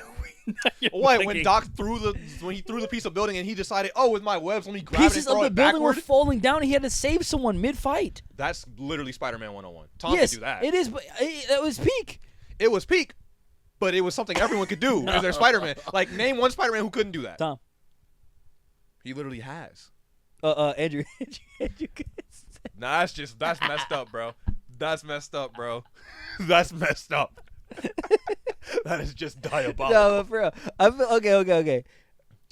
Like I don't think, bro. Toby walks out of that fight and that's what I don't it is, believe that anybody could pull off like the save on all those people from the bleachers that Andrew Spider-Man did. I don't think any of the other two Spider-Man could pull that off. That's true. I'll and like again, fighting Electro, like you want the staircase scene? Huh? When he was saving them on the staircase, exactly. He was pulling their and hands also away just from fighting the Electro as a whole, like he nearly went hitless. Yeah. I don't think maybe Tom could do it because his spider sense is way better. Toby just cannot do that in any reality. I don't think he can. But like I think he could get hit few times. Andrew almost lost to the Lizard, bro. The Lizard is tough, bro. The Lizard is actually like canonically stronger than any Spider-Man.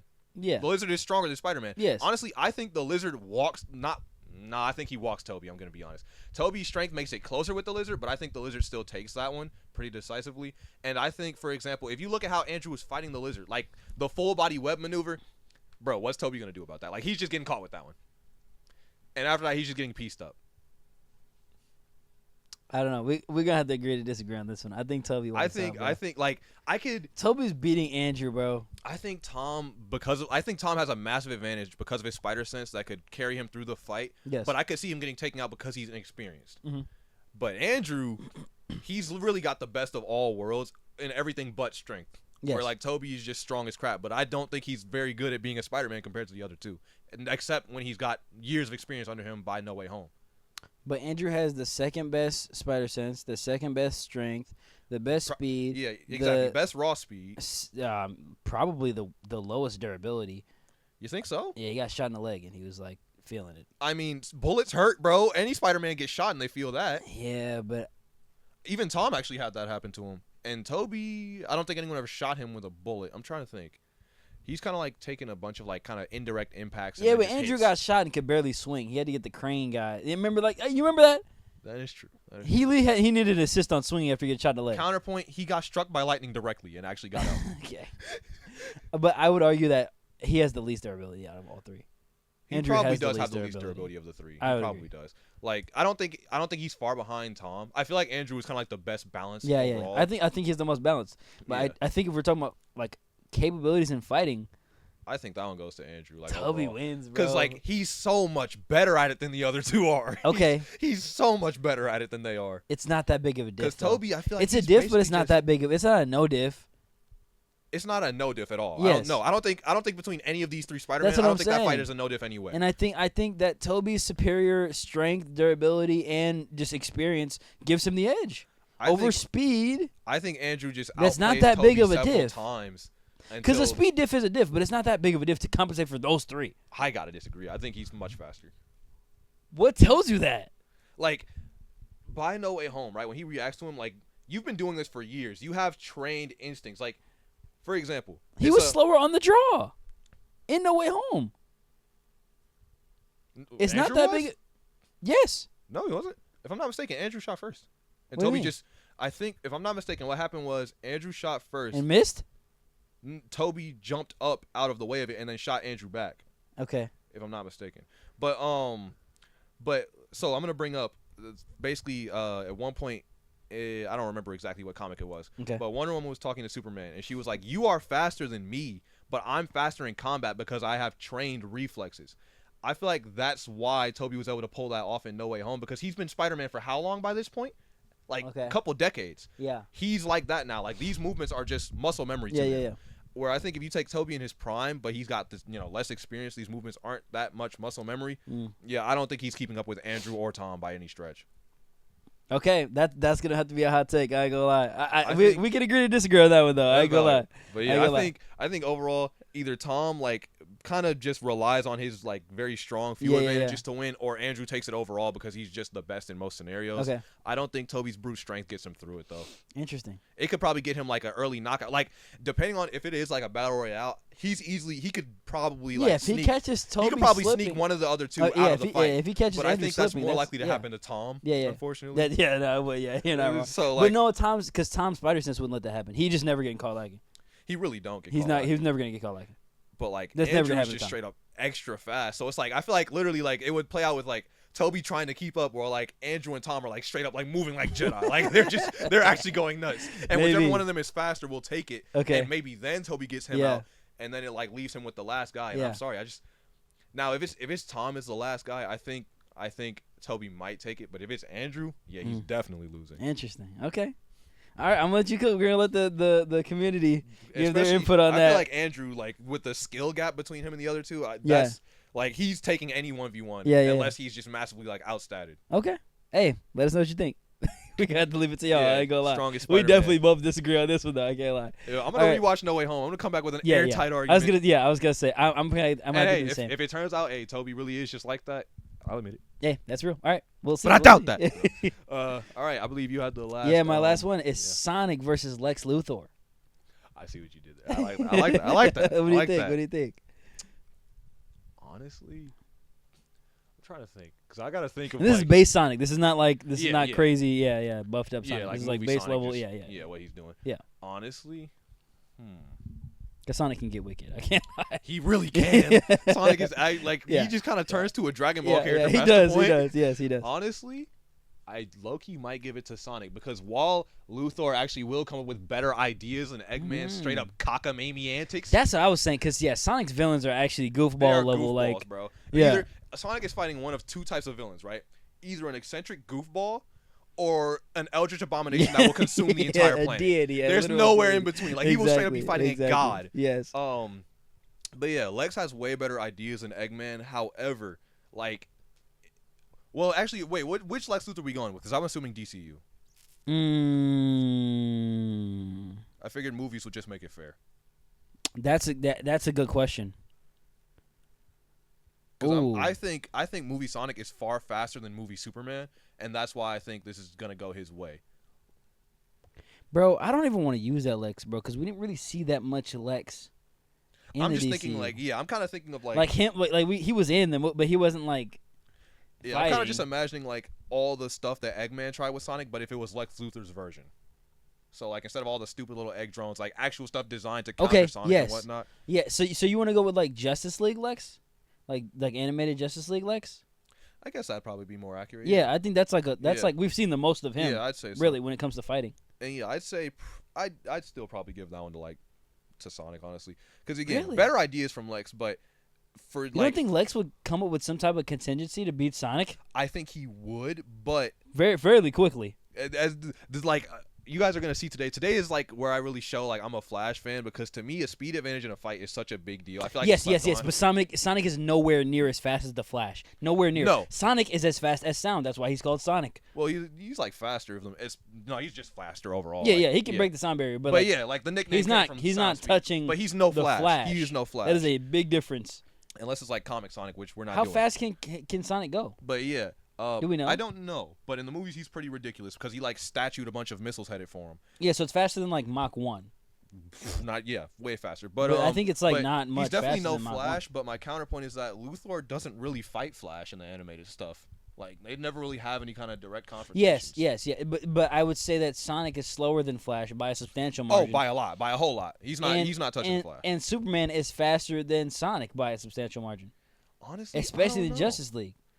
I don't know. I don't think he is. Yeah, I don't think he is. Like, Flash has such a ludicrous speed grab on the entire rest of the universe there. So you don't think Lex would be able to create anything to slow Sonic down?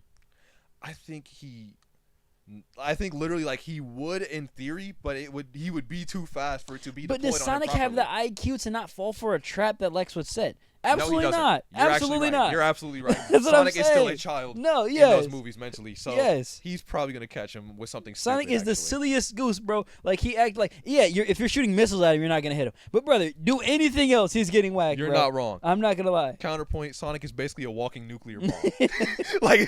He'll just, everything will blow up around him. That is real. So it's like, can you contain that kind of power? He might, in terms of raw, destructive power, not lifting strength, but destructive power, he might even be stronger than movie Superman or DCU Superman. I don't know about Man of Steel. I just feel like Lex is smart enough to figure out something very quickly on how to beat Sonic. He absolutely especially is, with Sonic being so naive. Naivety. Yes. Yeah, naivete. You're definitely right on that one. It just depends on how long the fight goes for. But I feel like does Lex have no prep time? Then he's cooked. Yeah, if he has prep time, it's fried. I'm imagining pretty low amounts of prep time. Give him a week. How he beats Sonic. Basically how his first encounter with Eggman was in the first movie. He just sent some of his bots after him. Some of them know okay, there's a fast thing out there. I think that's very valid. Yes. Yeah. I think Lex would be able to cook Sonic. I think with prep time he does, but I think in that scenario, Sonic between not knowing just how fast he is or how much raw power he's got, Sonic takes it. Not to mention Sonic himself, he works against guys like Lex and Eggman because he is a high-tier rage baiter. Yeah, he is. And he's gonna But Lex is such a good rage baiter, too. He's not falling for that, You're bro. not wrong. No, Lex is a better rage baiter than Sonic. He is a better rage baiter. He can easily rage bait Sonic back, actually. You're not wrong. You're not wrong. Where's the dog? He's just sitting there with his cup of coffee, bro. What dog? Oh, my God, bro. Oh, my God. Didn't he, mutter, something about the dog being ugly, too? It's oh, my God. Yeah, he's a good rage baiter, bro. All right, so final verdict. You say Sonic or Lex? I think first encounter Sonic. If Lex has any time to prepare at all, Lex. Yeah, for sure. It's he's gonna make a joke out of Sonic. What about Lex with no prep time, but he has a suit? But he has, Yeah, the suit.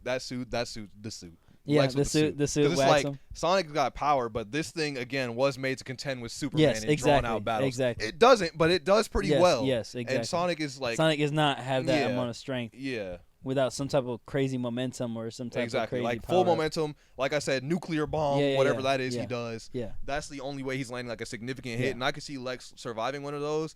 And Sonic doesn't just casually throw those out. Exactly. Yeah, that's not Sonic's first attack. That's not his every attack. Exactly. Yeah. He's got maybe like 2 of those in him per fight. Yeah. I also think that Lex is more ruthless than Sonic. Oh, yeah. Lex will just kill Sonic. Yeah, Luke will just kill him. Lex will just kill Sonic, yeah, honestly. He has no problems just slamming. Or like Eggman, I think he wants to kill Sonic, but again, like...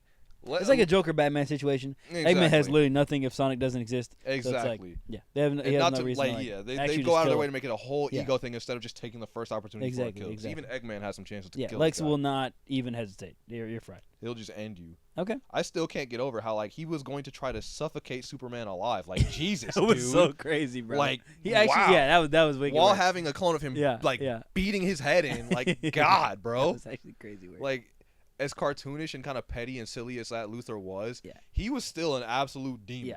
He will just. I think every Lex has the capacity to just be like actually. A demon, bro. I've not seen a version of Lex who will not just murder you. Yep. But so next we're gonna go on to our segment about the sweatiest games. We have a bracket here. We have 16 games that we chosen, and this is the games at their highest level. So we're talking about like pro league level, kind of based on like skill expression, less than like kind of to me like sweaty kind of becomes associated with the attitude of it. More so just raw like how crazy can skill expression get? How hard is it to do the things they're doing at these levels? So we're both gonna answer these, and we're gonna try to make a bracket, and we're probably gonna disagree on a couple of these. We've actually seen it. Yeah. Exactly. Yeah. Exactly. We're not encyclopedia. That's real. Okay. So our first entry in the bracket is League of Legends or Apex Legends. For sweaty. I'm giving that one to League. Honestly. I would agree with that. Yes, I think League is definitely a more sweaty game. Yeah, like that's just harder to do. Yeah, no, it literally is. League just has so much going on, bro. Okay. Mechanically, For Honor or Fortnite? Mechanically? Or just in general? Okay, I was gonna say if it's mechanically, that's Fortnite. But these are both very mechanically wait. I just had to realize we're saying For Honor. Yeah, no. It's going to anything other than For Honor.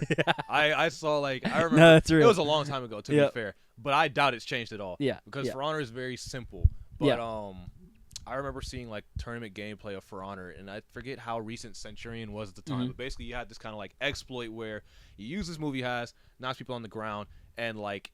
Instead of taking kind of the scripted follow-up to, which automatically makes them get back up, you can, like, unlock on them and do, like, a fully charged, heavy unblockable and get a ton of damage and stuff like that. I do remember that. And, literally, like, this is a tournament, probably the only tournament For Honor that I've ever even heard of. Yeah. But, like, this was in finals, and it won the tournament for free. That was a big thing, too. People were pissed about that. Understandably. That's lame. Yeah. It's extremely lame.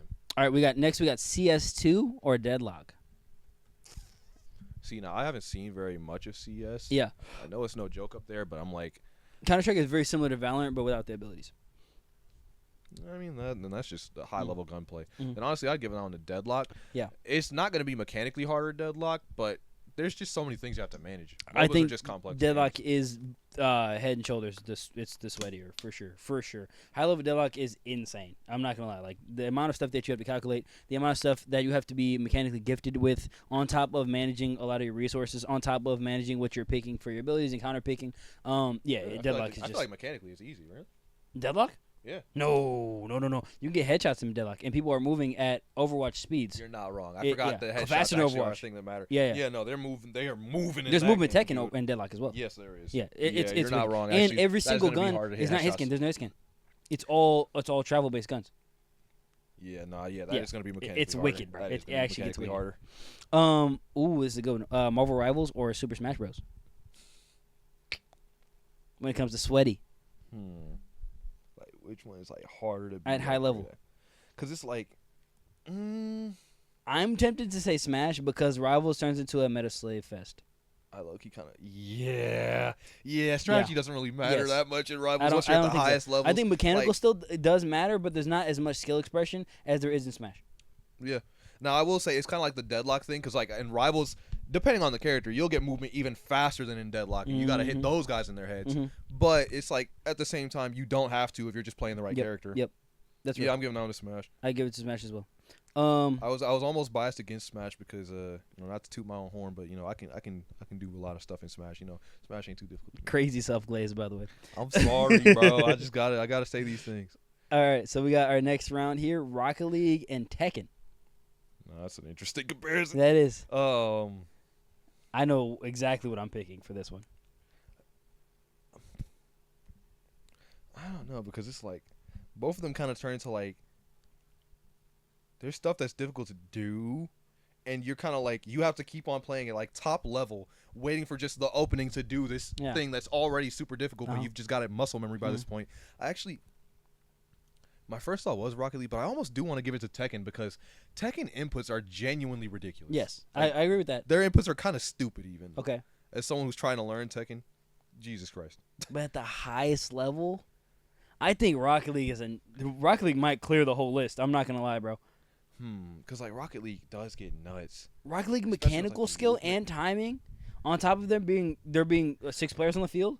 Actually, when you factor in team coordination, yeah, Rocket League takes it. Yeah, for sure. If Rocket League was somehow not a team game, it wouldn't it'd be a conversation. But the fact you have to manage your whole team at the same time, arguably with no comms. Because pro players are just. Because I was gonna say like, dude, electric wind god fist, but you don't have to negotiate when you're gonna throw out your electric wind god fist with people. Yes, so exactly.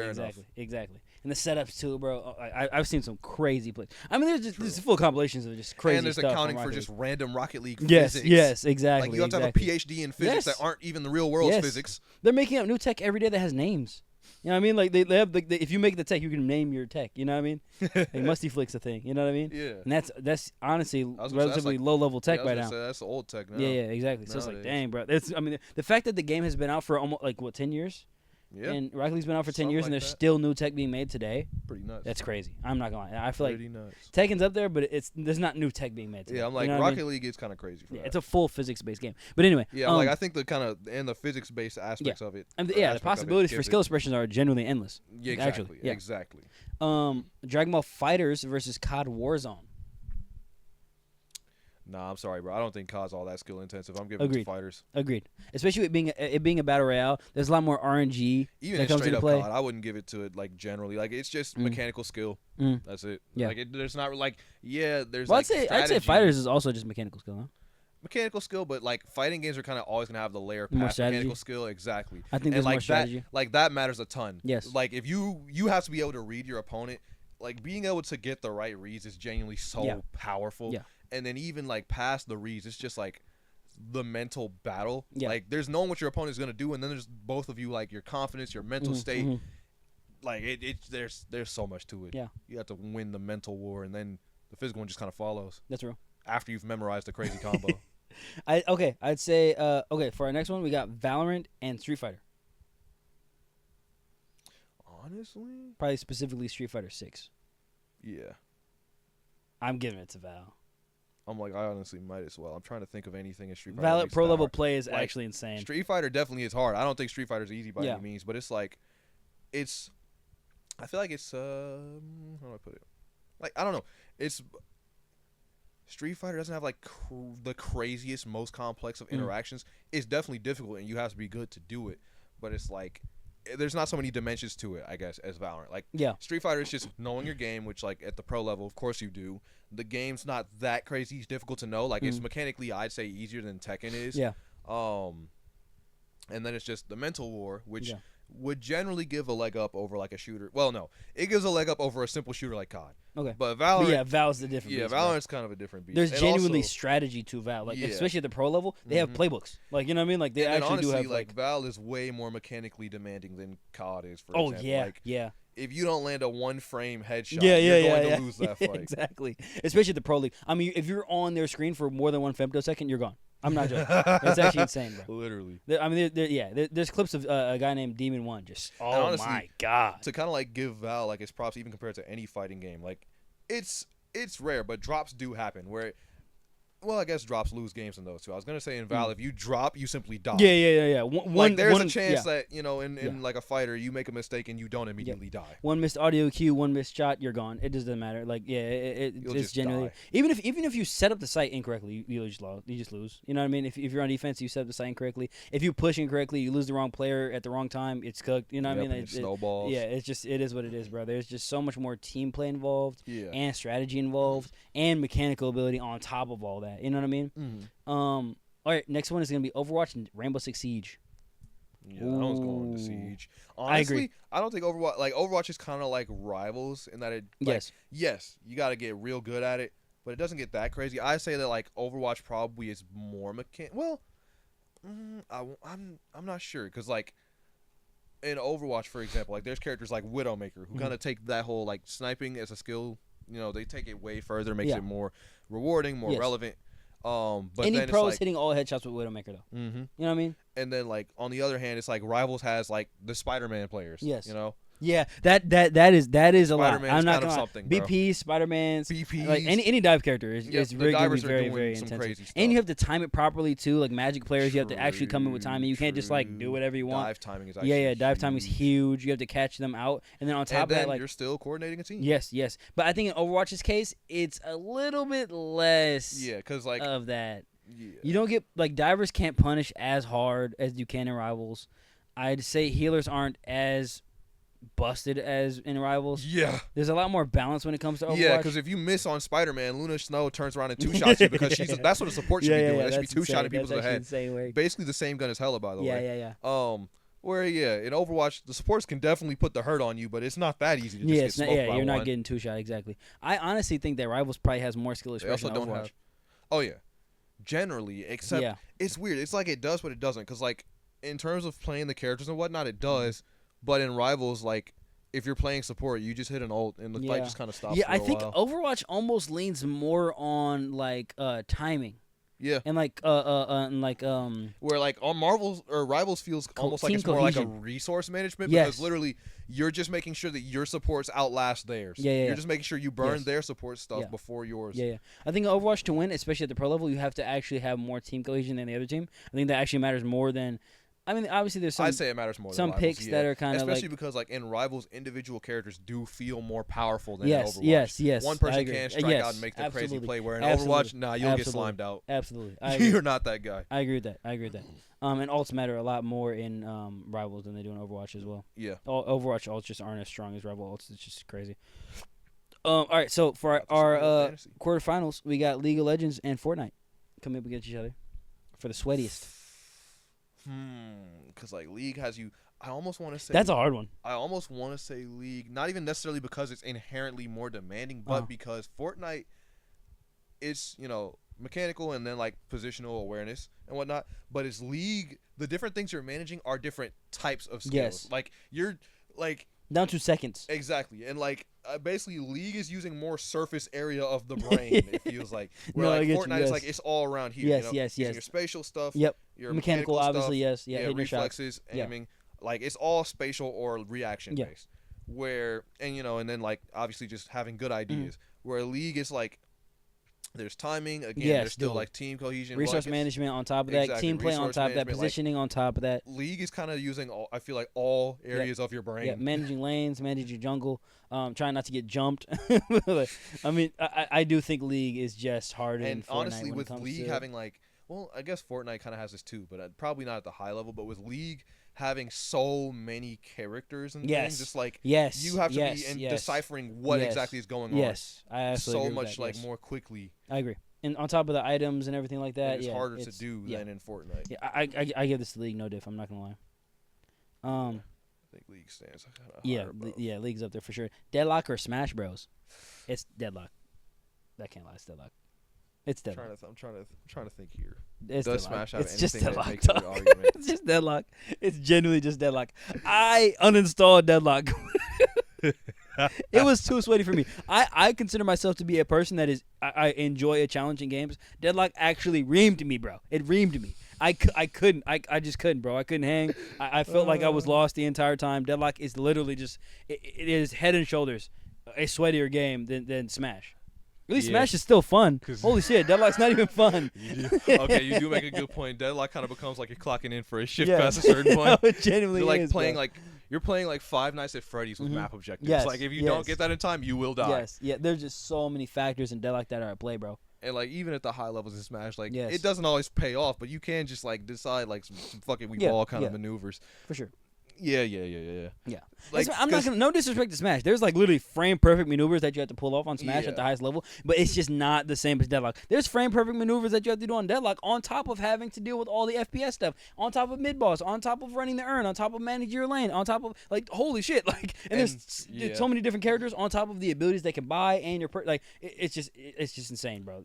Where Smash, I'm biased for and against it because on the one hand, I do think that like some of the top level Smash players are probably better than like players of other games. Like I think these guys are genuinely insane, and some of the stuff they pull off is nuts. But at the other hand, it's like, and again, like this isn't me trying to glaze myself. Like I've actually had like people I know, and you know this isn't like an official statement or anything, but like they see like high level Smash players and like, yeah, you could probably like be like that. You could probably do that if you really put your mind to it.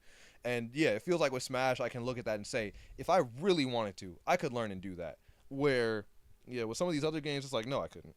Okay. Me personally, my brain is not good for all that management of multiple things at once. No, me either. When I see myself, when I MOBAs. see the other guy, I can do that. Then I can lock in.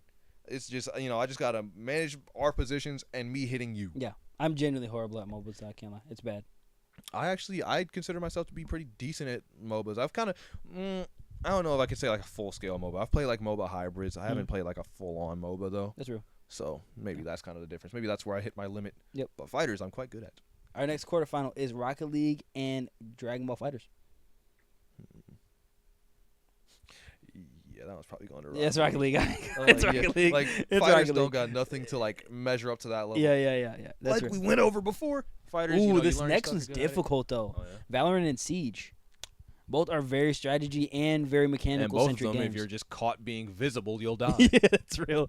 I think it's Siege because of the map complexity. The map complexity in Siege is more than the Valorant complexity. And on top of that, there is destruction. And on top of that, there is still operators and their abilities that you have to deal with. And I think operators and their abilities in Siege are less impactful than Val. Therefore, you have to lean on your team more. And honestly, I feel like abilities in Siege kind of like they're less impactful in the grander scheme of the game. Yeah. But I feel like on a like your player character, I feel like they're more dangerous to Yes, you. you have abilities and gadgets on top of weapon variation per character as well. Because like Siege, an ability used well can actually just kill you. Yes.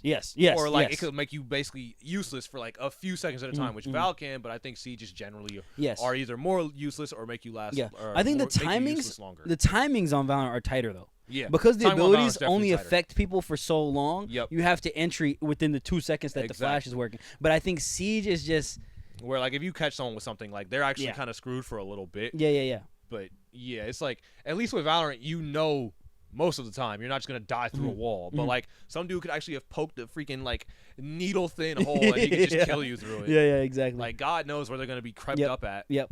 Yeah, high level Siege is generally like it's like chess. It's just FPS chess. I think Valorant is close. But I think Valorant is just definitely not like a as, massive gap. Yeah, there's such a big knowledge gap in between Siege. Like Val, you can kind of like I don't know. I just think that pro level players in Siege need to know more than pro level Val players do. If that makes sense. There's just more going on in Siege when it comes to me, and there's so many more maps too. Yeah, and I'm sure these probably seem weird to some of you guys, but like I said, we're going off like pro scenes we've seen, and there's some variance between those. So all these aren't like within the same genre. But yeah. I think honestly this is a really good sweaty game tier list though. Holy, I feel like a lot of my games honestly aren't that sweaty. Yeah, no, the ones I put on here are crazy. League and Deadlock. Holy, I think Deadlock no diffs. I know that might be a crazy take, but I think Deadlock. I don't know enough about either of these two to even say. I just know they're both using the full radius of your brain. Yes. They're both the full MOBAs, but Deadlock uses the FPS side of it as well. Whereas League, you're clicking on your target. Deadlock, you have to actually hit your target. Yeah, you're absolutely right. Yeah, actually. it's literally the same. It's the same concept. Deadlock is just more difficult. Like they just You're threw another whole right. layer of difficulty on there by making the FPS layer is a pretty crazy thing to add on. Yes, I agree. I think it was genius too. I think Deadlock is a phenomenal game. Yeah. All right, Rocket League or Siege? That's a hard one. That actually is kind of hard. I'm not gonna lie. I think I give it to the League though. I'm like that one actually is kind of close. When it comes to sweaty, I would say like I feel like I see like Brother. Rocket League pros doing more impressive things. The gap between GC and champ, but the gap between GC and pro, is the same gap between silver and GC. I mean, holy bro, like that it is an exponential curve in skill. I'm not gonna lie, bro. Like they're flying around the map at all times, bro. They'll just snatch the 100 boost mid-flight and just keep it rolling, bro. I've seen SSLs get washed by pros. No diff. Crazy. Sheesh. Genuinely. Yeah, with that big of a skill gap between different kind of strata of players, you might be on this. And SSLs are like 0.01% of the gaming of Rocket League players, and pros are just so much better than that. It's crazy. It's actually insane. Like the skill gap is just. I mean, Siege players. No disrespect to y'all, but I ain't gonna lie, bro. Like Rocket League clears Siege crazy. I'm not gonna lie. Yeah. Now in Rocket League, there is like a very broad skill spectrum of the whole player base. That's not to say like every Rocket League player is better than a Siege player at the same level. But the Absolutely not. just the best Rocket League pro. So I say bronze to really all the medal ranks in Siege probably clear their corresponding Rocket League players. Yes, of course, yes. Yeah, Rocket League just goes further. Yes, it just goes further. Because again, there's just so much to account for in that. I agree. Yes, it's crazy. All right, so for our final choice here, we got Deadlock and Rocket League. This is a really hard one. I'm not gonna lie. These are two extremely skill-intensive games. I'm not gonna lie. I think these are the two sweatiest games on the market right now. Basically, I don't really think aside from maybe like StarCraft, but I don't really know anything about StarCraft. But yeah, I mean, other than that, about it. Deadlock and Rocket League, these might be some of the hardest games in existence. To go pro and be successful in Pro League, it's just like the highest level of play. Let me see. It's hard. I think this one's hard. I think of like one thing to kind of just give one of them the decisive edge, because I guess I want to give it to Rocket. I know that's crazy, but I want to give it to Deadlock because like the same kind of argument that's been pushing the MOBAs forward now is that there's so many different types of things you're doing. Yes. Where with Rocket League, simultaneously, yes. Where it's like with Rocket League, you're generally just watching the players and the ball, and you're going from there, and you're doing crazy stuff, but it's like you can kind of just focus on the field that you can see, where it's like in Deadlock, you actually need to know what the guy on the other the opposite, the very opposite end of the map from you is doing. You gotta know. I think Rocket League is the highest extent of mechanical skill. Yeah. I think Deadlock covers everything else. Yeah, exactly. Like it's got some pretty high mechanical skill. But then it just demands all parts of your brain. Yes, it does. Yes, on top of teamwork. But Rocket League does require teamwork as well. Rocket League also needs teamwork. So yeah, it's just, do we think that Rocket League's mechanics go so high as to like is the best Rocket League player better than the best Deadlock player at their game? See, I haven't seen how far is that gap? I haven't seen enough Deadlock pros to know. Agreed. I know what Deadlock is capable of. I've seen a couple of like high level videos of people playing Deadlock, but I've never seen like a Pro League Deadlock or anything like that. But I know how crazy Deadlock gets. Could look at it kind of like how we did for the Rocket League's last matchup and say, is the gap between like the kind of strata of players as large? I don't think so. I don't think it's as big as the cavern that is the difference between Rocket League high level players and SSL. You know what I mean? Yeah. That even between SSL and GC, huge gap. I'm not gonna lie. I think a Pro League player, me being champ 1, champ 2, teetering.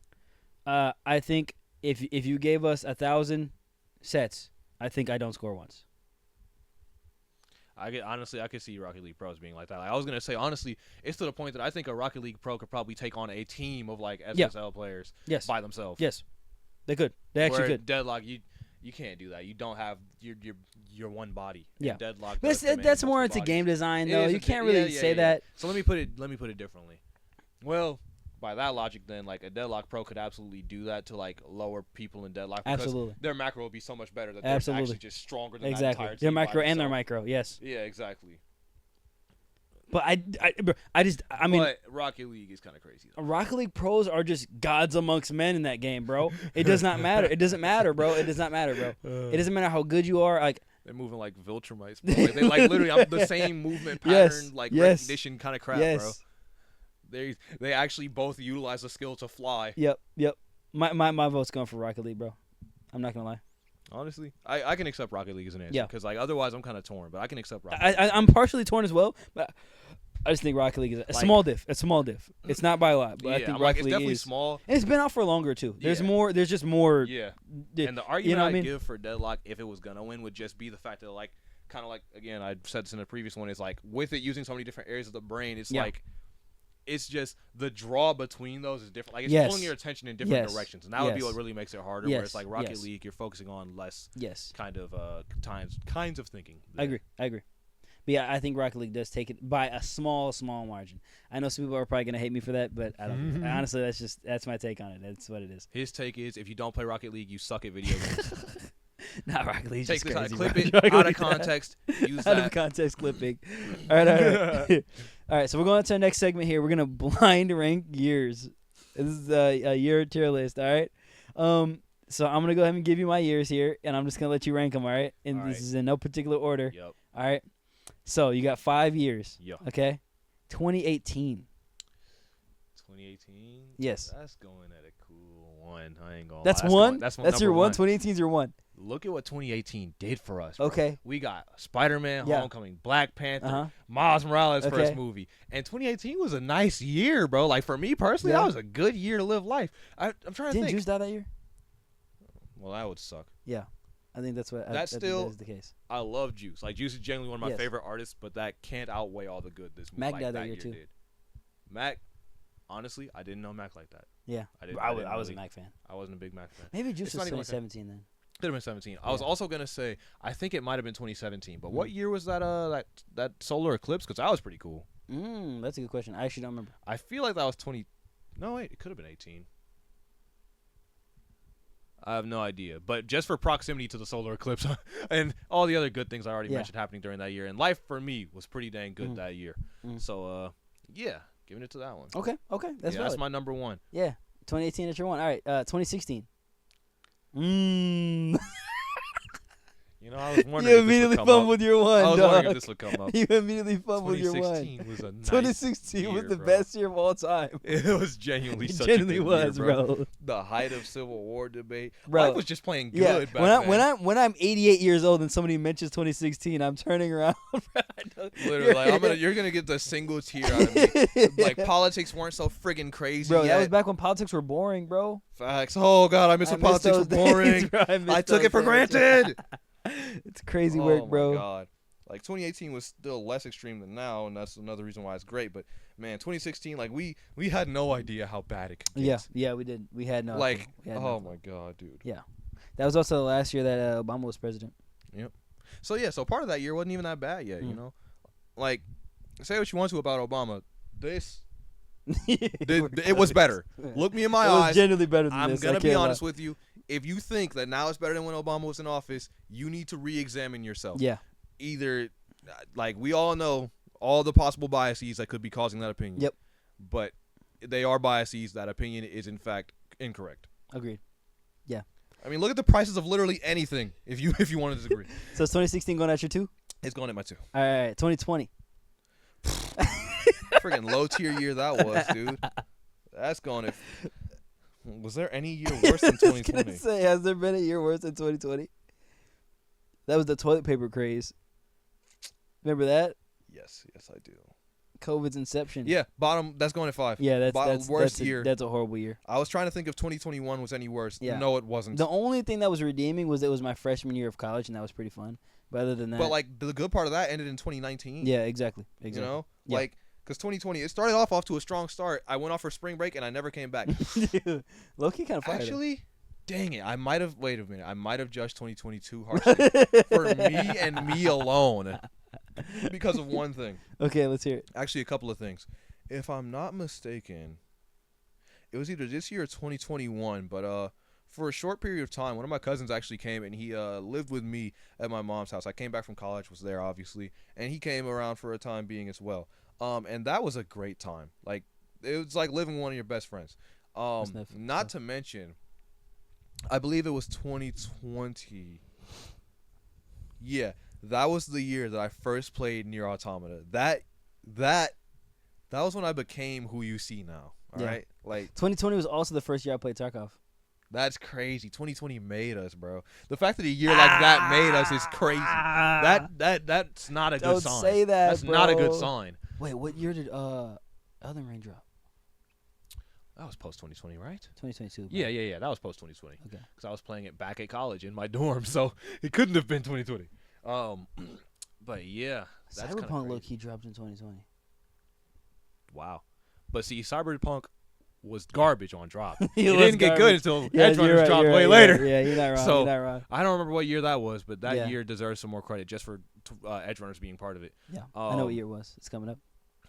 See, I do not. But yeah, literally the only good things really that came out of 2020, because I believe my cousin staying with me for a while was actually 2021. But I played Nier Automata. But Nier Automata is such a big deal. If you haven't played it, please, bro, play I haven't played it. For me, if not for yourself. I'm gonna start it. I'm not gonna finish it. Boom. Genuinely, if you do that, I might just kill you. I might just kill you. I'll stop on the final act. Don't worry. If they tell me I can't continue without so good news, it doesn't. Okay, good. Other than that, honestly, like I believe, like if there was any game that would break that in you, it would be that one. Okay. Because like the final act is so good. Like there's a point where most people stop in Nier Automata, and it's after the first ending. Okay. Because it has several before you end the yes. game. So like after the first ending, I get it because the first run through is great. Yeah. But it just seems like okay, really good action game, interesting little premise, cool. But the game just blossoms after that. Oh my goodness, man. Okay. Like holy crap. Like honestly, just that run where everybody stops in Nier Automata, I say that's like a cool like. It's like an 8 out of 10. Oh. Like a, how like long, 8 how out long? of 10. How many hours of playtime? Maybe like 10, Okay. 15. That's like very reasonable. Yeah, very reasonable. pretty reasonable. Also, it's not even a big time commitment. Don't be a coward. Just finish the game. But anyway, Says the man who's finished like 25 animes. hey man, I just see things through. You know. That's right.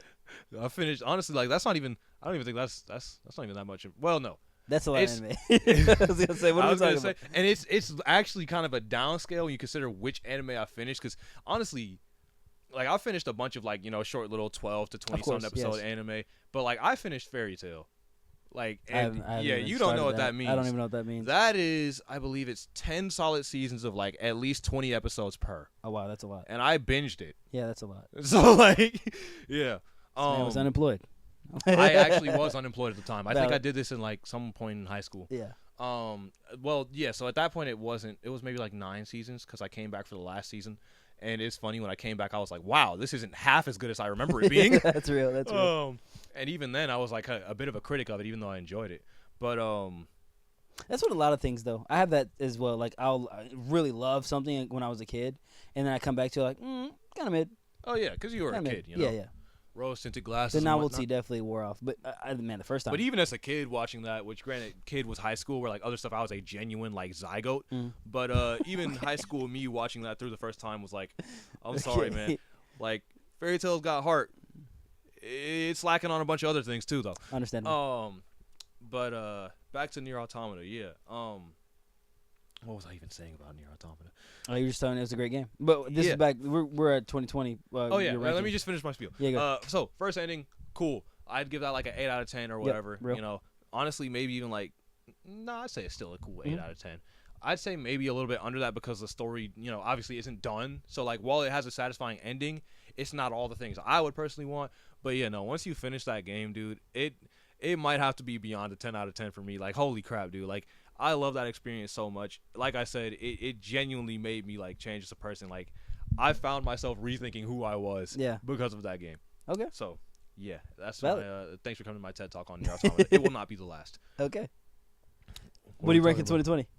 Oh, out of your 5. Still going with 5. Okay. At 5. The only redeeming factor of that year is I played Nier Automata, and I'm sure the other years to come had good things actually happen during them. So next year's 2024. 2024. What was I doing 2 years ago? I was working my least favorite job ever. Yeah. And I was working it through the entire 2024 year. was a mixed year for me. I'm trying to think of what else happened in 2024. Hold on. Let me dig back. I gotta fact check when a really good thing happened. I graduated college. I gotta fact check when one really good thing happened to me, and if it happened in 2024, I think 2024 gets like spot number 3, maybe. Okay. Real. If it didn't happen, then yeah, 2024 is probably getting like spot 5, or not 5, 4. Oh, this is a difference of 1 position. See, Is it a deep to you? it depends on what the last year is. The next one's kind of a curveball. You're gonna. Just because you said that, I feel like it's gonna be just way far back.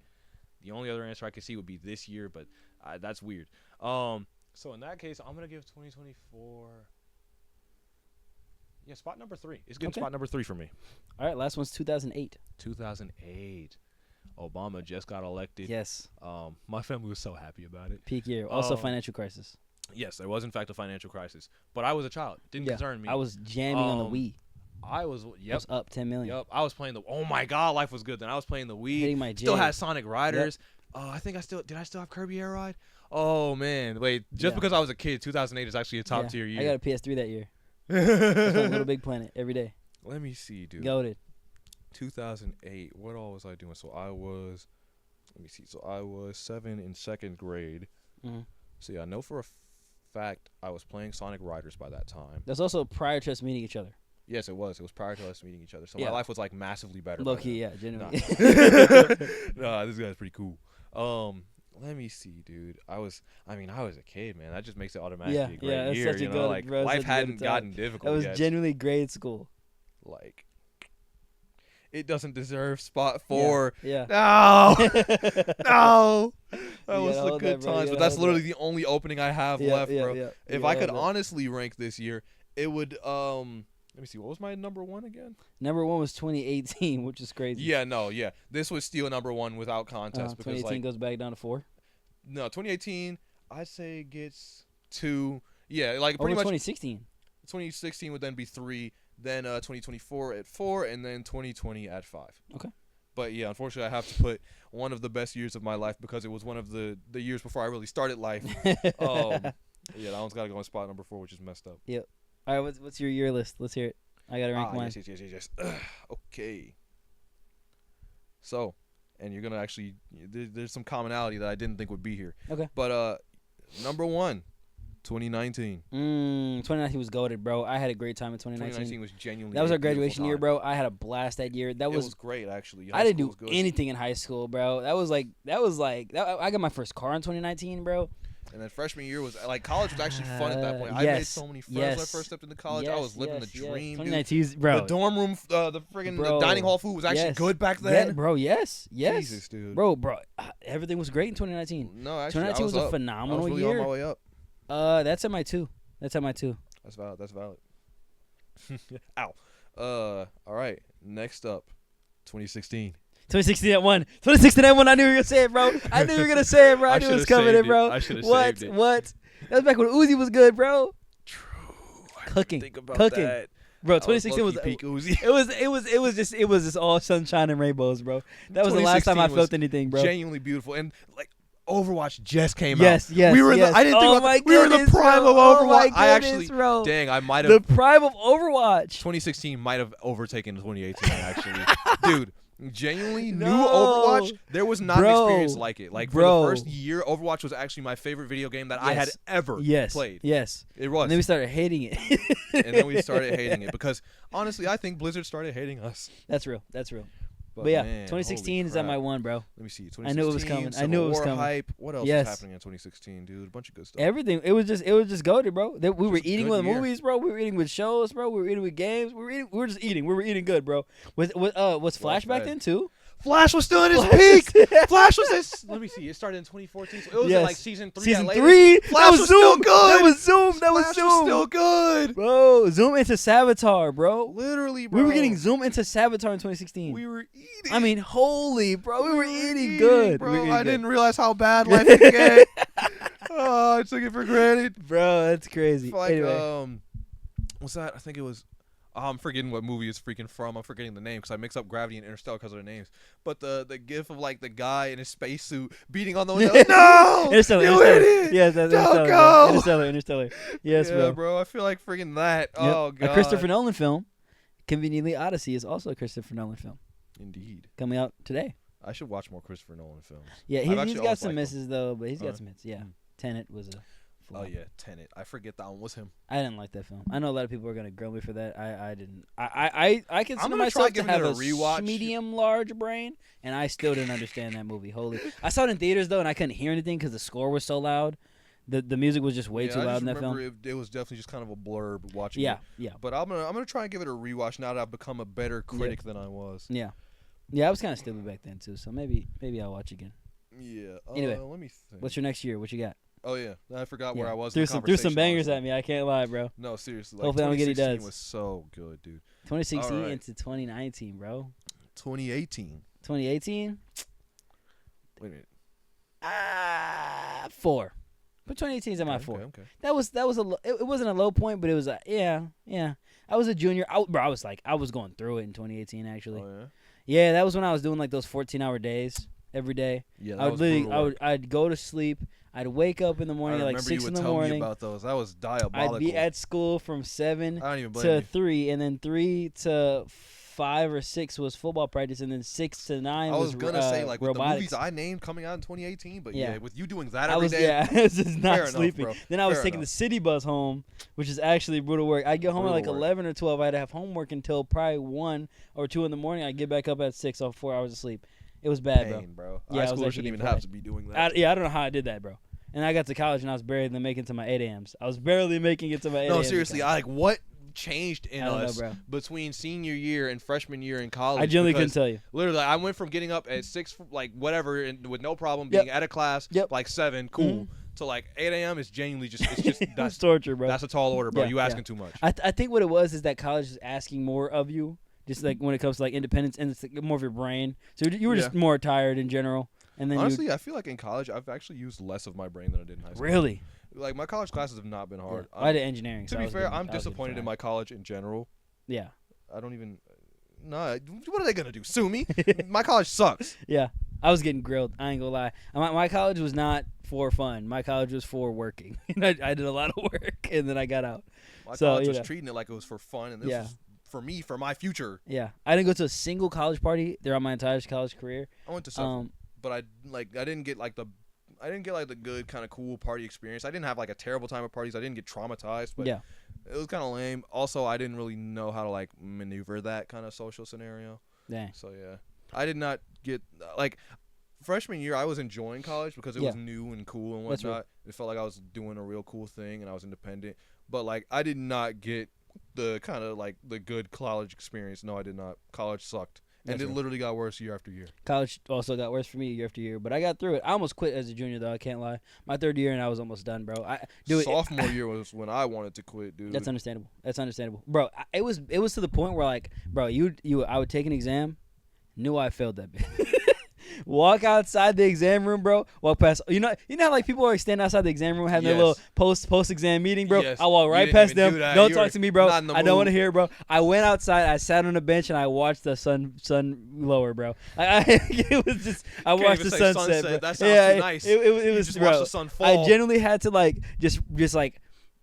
I had to survive off the fact that I had more value as a human being outside of education. Bro. No, actually, college was when I realized like there's more to me than being smart, bro. Yes, I was like, bro, I really got value intrinsically, bro. Like, I really got to just bank on that because I'm not good at this. Like, I had to realize like a life is worth more, bro. I'm a good person. That means a lot. Bro. I have like I have interesting ideas. Like those are the things I have to cling to because it's like this college stuff is bro. Engineering student canon event. You're having the best day of your life. You're out with your friends. You're chilling. You're at the gym. You're having fun. You know what I'm saying? You might be out with the boys. You know what I'm saying? Get some drinks. You get a Canvas notification. Open your phone. Check the class. It doesn't tell you what score you got in the exam, but before you get to that, you have to look at the class and tell you the percentage you got. Your percentage dropped by 30%. Yeah, I had an 80. Now I got a 55. I ain't gonna lie. I'm fighting my professor after that one, bro. You're gonna have to see me. It's no one's fault but yours. Oh my God! You get a crazy Canvas notification. You got a 6 out of 75 on your exam. Yeah, no, I'm hanging it up. That engineering stuff clearly not for me, bro. It had me, bro. I ain't gonna lie. There was a couple times, man. I was eating dinner in the little hall, bro. I mean my dinner, bro. Stomach just stomach drops, bro. I see a notification, my stomach drops. I got my appetite done gone. I don't want to eat no more, bro. I have a delicious meal in front of me, bro. I don't want to eat no more. I don't want to talk to nobody, bro. I'm going to my room and I'm laying down face first. Good dining hall food made me a straight glutton. I'm walking. No, I gained a couple pounds. I'm walking around. The funny thing is, I was such a skinny creature all my life. And I still am, bro. Like, yes, college, the freshman 15 put me at a normal weight. Yeah, that's real. Literally, like, bro, people would. I don't know if you did this, but literally, one of my friends, it actually killed me. He walked up. He had to put me on Snapchat and everything. It was so crazy, dude. He walked up. And he sees me with 3 different plates simultaneously. I actually went to, bro. I kid you not. I went into the dining hall. I went to every station. You gotta get your money's worth, bro. To get something to eat. Exactly. A swipe, I'm paying 60 G's. That's what I'm saying, bro. I'm going to eat everything that's physically here. If it's not on your plate, it's going to be on mine. That's real.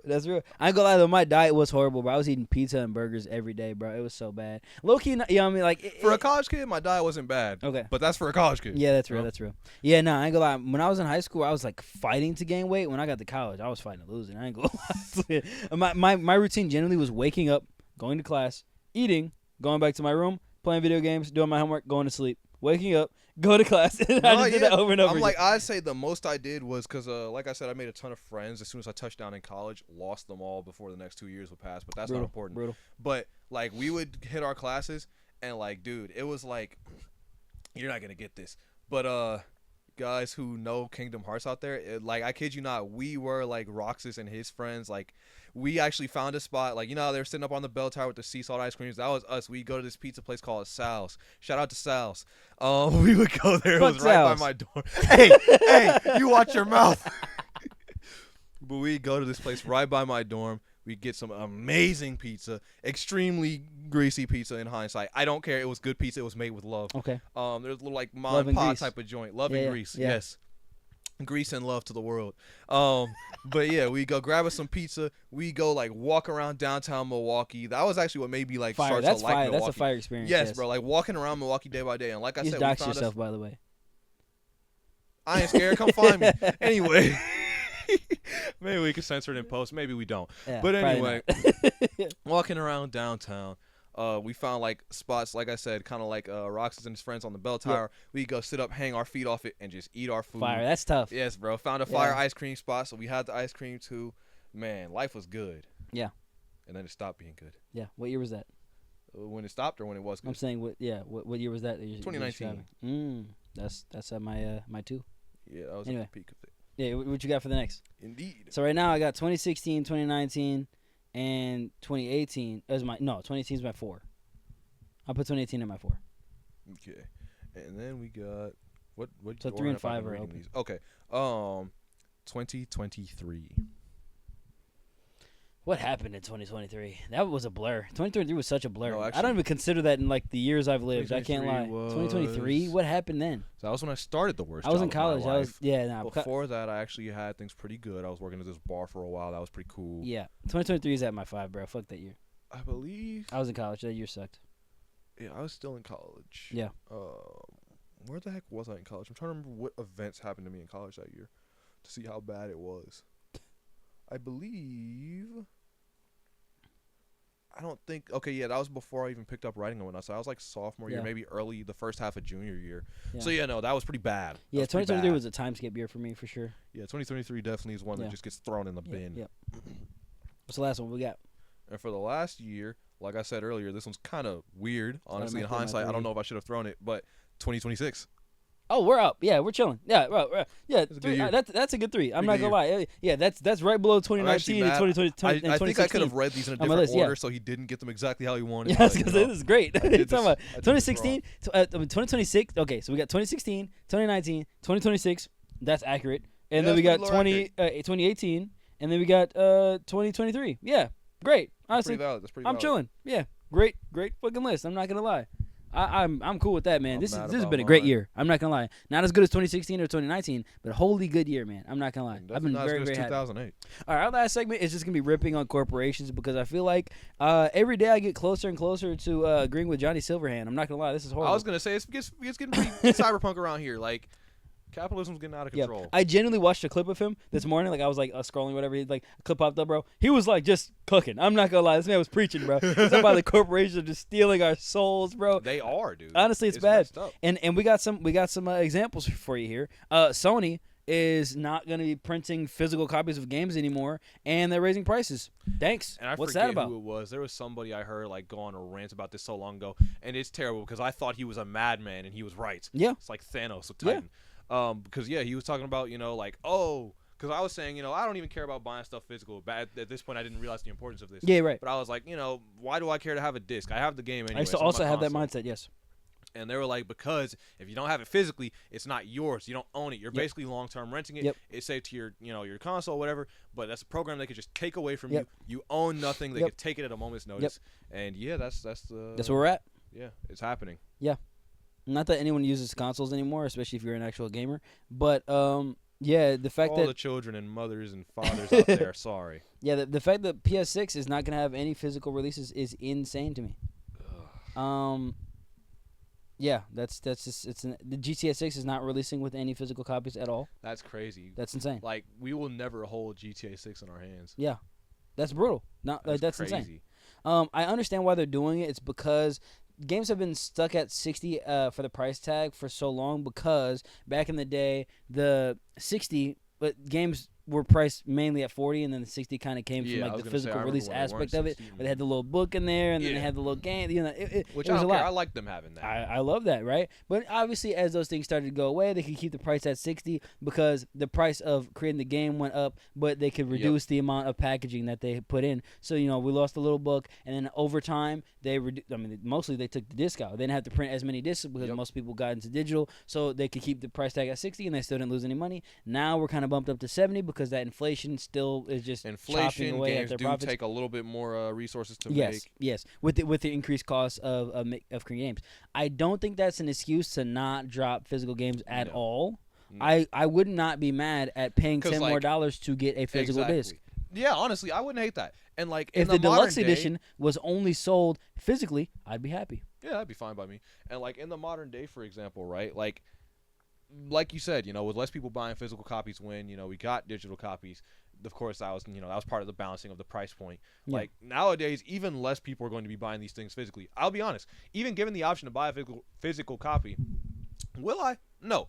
Yeah, but right. Exactly. But having the option is nice, and then that there's going to be used copies circulating in the market outside of just MSRP. Yeah. You can actually buy a used copy in 30 years. Exactly. Right? The simple fact that the physical copy exists as an option means that we don't wind up in this, you're just renting a program. Yes. It can be taken from you kind of mindset. We still do have an ownership possibility of something. Yes. With no physical copy, there that goes. Exactly. I also think that the only online aspect of a lot of even single-player games is problematic in itself because why is there a game that is single player but I need to have an online connection to play it? I've never understood that. That doesn't make sense to me either. That aggravated the crap out of me. Yes, I agree.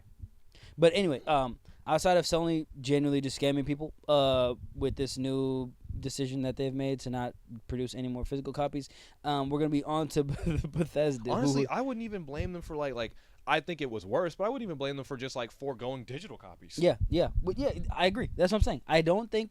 I don't know. Okay, I guess digital copies should be always, just because that's the most common form of exactly. Like it would. I'm not saying it'd be a great choice, but I could see doing that if you don't want to. But I think there should always be an edition of the game that's sold physically, even if it's more of like a collector's item type thing. Like, remember, I would absolutely like. I could see that being a collector's item. The $100 version of the game comes with a disc. Please. I would have give me the digital, for a few send me a specific disc. games. One of them would be Nier Automata. That's what I'm saying. Because it's nice to have a library of games. Yep. You know I probably have like copies. I definitely have physical copies of like the whole Kingdom Hearts series, at least the ones playable. Absolutely. I think if you buy the deluxe version of a game, the $100 version or whatever, it should come with a disc. You should get a digital copy as well as the physical copy of Injustice 2. Yes, always. That's what I'm saying. That's what I'm saying. And maybe like a little collector's edition thing. Because remember back in the day, it had like the $120 version of games. Yeah. Assassin's Creed came with a little statue figurine. CODs came with those are pretty cool. Yeah, it's nice to have if you want to show your support that for a dies game. with the physical releases. Exactly. Dang, I didn't think about that. But That anyway, was a nice little feature. Yes, on to Bethesda, who has not dropped a game in an eon. I don't know. It feels like they just hate their best IPs. They got Fallout and they got Skyrim or Elder Scrolls, and they just refuse to drop anything. They re-released Skyrim like 14 times already, and Fallout 4 is the last mainline Fallout they made outside of 76. That does not count. And like, what are we doing? I think that Asha Sharma, who is the new CEO of Xbox, is also feeling kind of fed up with Bethesda not dropping at all. I blame them. They won't let Obsidian make the next Elder Scrolls game. They really want it to be the mainline Bethesda title, whatever. But it's like you guys aren't doing anything with it. So what are we talking about? Starfield dropped to crickets. Kind of reminds me of like, because this kind of thing comes up with like movies or other IPs where it's like, you know, you have to make something periodically on an IP or you lose it. Yes. Granted, that usually turns out boo-boo movies and shows, but it's crazy that actually happened with Star Wars. Yeah. And people have not capitalized. Ubisoft. But yeah, right? Oh, we're going to come. Yeah. We're going to get to that. Yeah. Maybe right now, actually. Yeah. Actually, never mind. Yeah. But what do you think about Starfield? Starfield? Yeah, before we move on to Ubisoft, what do you think about Starfield? Starfield. Exactly, yes. Yeah. That was Bethesda's last release, and it dropped to absolute crickets. I'm not going to lie. Oh, I forgot. Womp, Dude, that's womp. crazy. Yes. I remember. I was so hyped for that game. Yes. What even happened? Nothing. Dude? I literally was like in like the intro phase of the game, and I just stopped and I never started because again. it wasn't fun. The game sucked. It did get very boring very quickly somehow. I actually looked forward to that so much. Yep. On to maybe not berating Ubisoft. I have something to shame They do deserve me to be for. berated though. Yes, they do. But I will say that Assassin's Creed, the newest Assassin's Creed game, the Black Flag resynced, I think, has good reviews. It is generally a good game. I plan on playing it. Nice. I might get into Assassin's Creed at some point. But yeah, I played the old Assassin's Creed games when I was a kid. I never really got too into them. But I never played Black Flag, and that was like my biggest blunder of my childhood. Apparently, it's a really good game. So I plan on playing that, the remastered version of it. But I think the biggest thing for me is that Ubisoft has For Honor and Siege. And those are two kind of evergreen games that they've been doing a good job of like upkeeping support for. For Honor, not so much, but Siege is getting it's pretty healthy. For Honor is overdue, however. But the fact that there's no we got Siege X, so we did not get a For Honor X, right? We did not get like a new version. Give me For Honor 2. For Honor 2 would be great. I'm not gonna lie, especially with the state that the netcode is in for original For Honor. Like the game's just got old if you bad just tighten moments. it up a little bit, man, just tighten it up a little bit. Like I we think could we're literally good. just start with like we established Knights, Samurai, Vikings, whatever. Yeah. And throw in like the Wu. Honestly, you could even just throw in all the characters. Who cares? But yeah, like honest, I don't know. I don't see the challenge in doing that really. Like you can kind of just say, because if I'm not mistaken, the lore of For Honor is that somehow the lands that those guys were from got shoved together. Yeah. You could easily just say like like all the lands on Earth are basically shifting together. Hence, warriors from anywhere. Yes. Yes, I'm not sure what the heck's going on.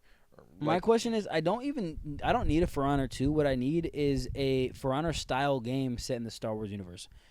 Oh yeah. That's such a layup. I don't know why they haven't made that yet, especially now that the Star Wars IP is like public. I actually gotta know, like, are you allergic to money? Comment if you're familiar with For Honor and Star Wars. If you're not familiar with Star Wars for any reason, I don't know who you are, but please do comment if you guys have like had this idea, because this has actually been circulating around us and our friends for like. I've actually seen comments about it though. I've seen comments about it. Today I saw a comment about it. Anywhere else? Now that I'm back into For Honor, I'm getting For Honor stuff on my feed, and I've been seeing comments about them not. I have not been getting For Honor stuff on my feed. But you know what's crazy is that they had a May the 4th update where they added lightsabers for all the characters, and it was cool. It was awesome, and so it's on their radar, literally. And the thing is, it's crazy because, like, for example, you could easily just do the For Honor characters just being the Star Wars characters. Like, oh, instead of PK you get Yoda.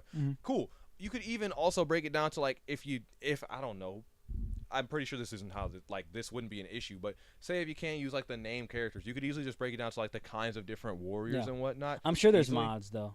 Oh yeah, but like, bro, just you could do like like Jedi Paladins, like Jedi Masters of this style and that style, like whatever you'd want to do. Just drop a game. But yeah, I'm not gonna lie, that's begging to be made Force abilities would make for absolutely Great spectacular feats. Yes, I agree. The executions would be so tough. Executions would be They could be incredible. callbacks to the films too. Easily. I mean, grunts to stormtroopers and whatnot. I mean, money that's just printer. obvious droids. Money printer. Genuinely. Ubisoft's looking for a way back into the spotlight. And that would get them there. Like, I mean, for God come on, knows how bro. long. I mean, I don't know what they're yes. thinking. Also, our last Splinter Cell game, Blacklist, we played that together. Yep. 2013, that dropped.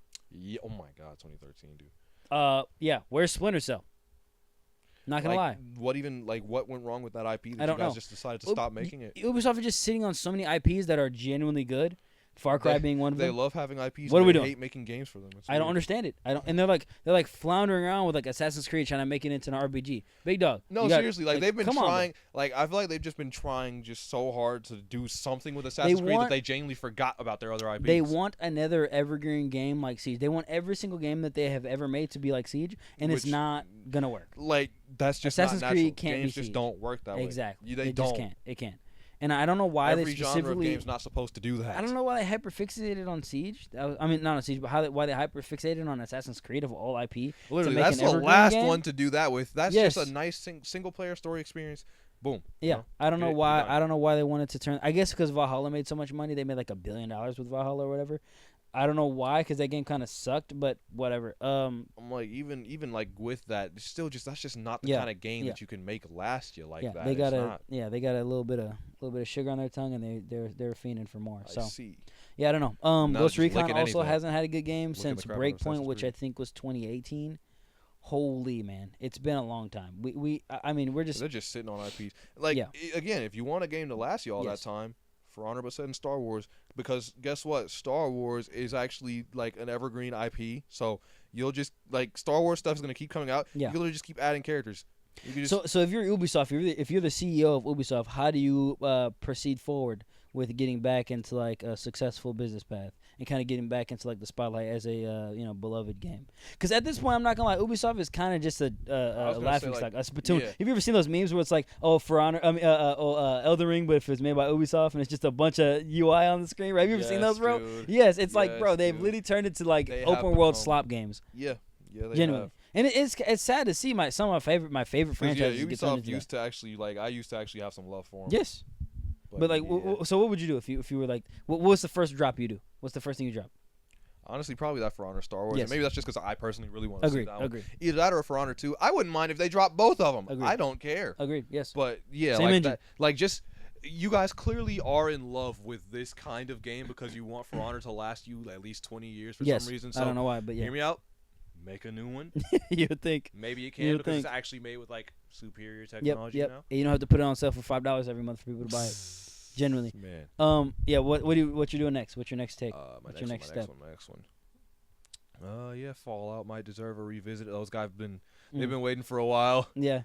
Well, that's Bethesda, but for Ubisoft, yeah. Wait. No, you're good. I was thinking like in general. Yeah, Ubisoft. Jeez, what else? It's like with Ubisoft, I've kind of forgotten their stuff because I've stopped looking at them. They've went back to Bethesda. They've got Far Cry, they've got Ghost Recon, they've got Splinter Cell, they've got Assassin's Creed, they've got Skull and Bones. I was gonna say Assassin's Creed. Yeah. They can just hold off for a while. That's real. They've honestly. They had Skull and Bones, which is their Sea of Thieves answer, but it just I'm like I've not even heard of it before this conversation. Exactly. Yeah. They are actually contractually obligated to make that game. Because they used another government's money to fund the budget or whatever, so. Okay. Yeah, it's a little odd. That was a choice. Yeah. I guess there was like some deal between like the government that I forgot. Is it Canada? It might be Canada or EU or something like that. But they used their money for the dev so that they could like hire people in that area or whatever. The government wanted them to hire people from there. I don't know, whatever. But yeah, Skull and Bones was contractually that had to came out, flopped immediately, and we haven't heard anything from it since. So yeah, Ubisoft is just floundering right now a little bit. There was one you said just before Skull and Bone. What was it? The IPs. We had Splinter Cell, we had Ghost Recon, we had Assassin's Creed, we had what else is Ubisoft? Far Cry. Let's see what else they. There's one that jumped right out at me, and I'm like, that's where they should go. I don't know. It was like just a little bit before. Yeah. Skull and Bone or whatever. Well, if I can't remember that one, then I say honestly Splinter Cell wouldn't hurt for a revisit. That's true. Let me see. Jesus, It's why been do a I long just keep time. blanking on this? Yeah. Honestly, it's been a long time Yeah, since the Splinter Cell game. I want to say like honestly, it wouldn't even hurt to like just start something new. You got to make something. agreed. Gotta I make honestly something. don't think that it would be a bad idea for them to start some new IP. Oh, they have the Division as well. The Division. The Division would be a good one. Yeah, Actually. I think that'd be a great idea Especially as again well. since you guys insist on your games like lasting forever.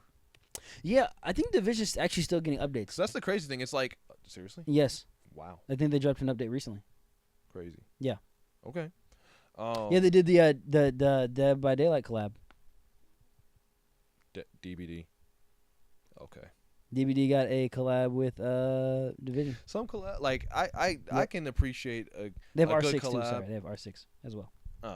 I can appreciate a good like just off the wall collab, Yeah. but some collabs just don't need to be a thing. And I think DBD and the Division is one of those. You know what they could do? I don't see the vision. They could make another Rainbow Six game in the style of Ready or Not. That would be pretty. That cool. would cook. I'd like that. That would be great, honestly. That'd be pretty cool. I think Ready or Not does not have any real competition when it comes to like the SWAT genre. No. And see just more of like a competitive multiplayer shooter than it is wouldn't a really SWAT make sense game. to do that. But yeah, like a competitive, Yes. like I'd take even like a competitive multiplayer kind of SWAT sort of thing, or even just Single player narrative driven would be cool. You know what I mean? Or like a Rainbow Six, but it is just single player narrative Yeah, driven. yeah, Either I think one of that'd be those really would cool. be pretty cool. Yeah, they're actually I think what they wanted to do back in like 2018 or 2020 or something like that, they were going to make a game called Rainbow Six Patriots, which was a single player narrative driven version of kind of Siege, like kind of like a story version of Siege, because Siege is more just like competitive. Yeah, Siege is And just it's kind of like a story. Yeah, but they didn't drop it. It got canceled, and that's what it was. We had a trailer for it. It looked sick, dude, and then they just never dropped it. It's like I don't know what they're. I don't know, man. I honestly can't understand where they're at with their. But they have so many IPs that they're just sitting on. I don't know. It's weird. Bethesda's doing the exact same thing. Yeah, I'm not with sure Fallout what's up and with Elder that. Scrolls. Yeah, I guess because there is a lot of resources put into making a game, but it's like, you got to drop something, man. I can't lie. Yeah, there's a lot of risk like, involved, obviously, but you have to drop something. Exactly, because it's like, how effective is it really to just try and like keep resuscitating the corpses of games? In all honesty, for over 10 years, you're not developing anything new. Literally. I'm not gonna lie, the gaming space is moving so fast. You can't even have an engine for 10 years without it being obsolete. It's like even if sure you didn't make a big expensive project and lose out on it massively. Okay, congrats, but like I'm sure you anybody knows that business is also kind of about your name out there. Yes. And yeah, your name is nowhere, dude. Genuinely. You've been sitting on the last or the same two games for the last 10 years. Yep. So no, like you like we all established here, Ubisoft is kind of losing their place in a lot of our minds. Yeah, exactly. Yes. Like they come with another game and it's something random. Yeah. Okay. When's the last good Far Cry game you played?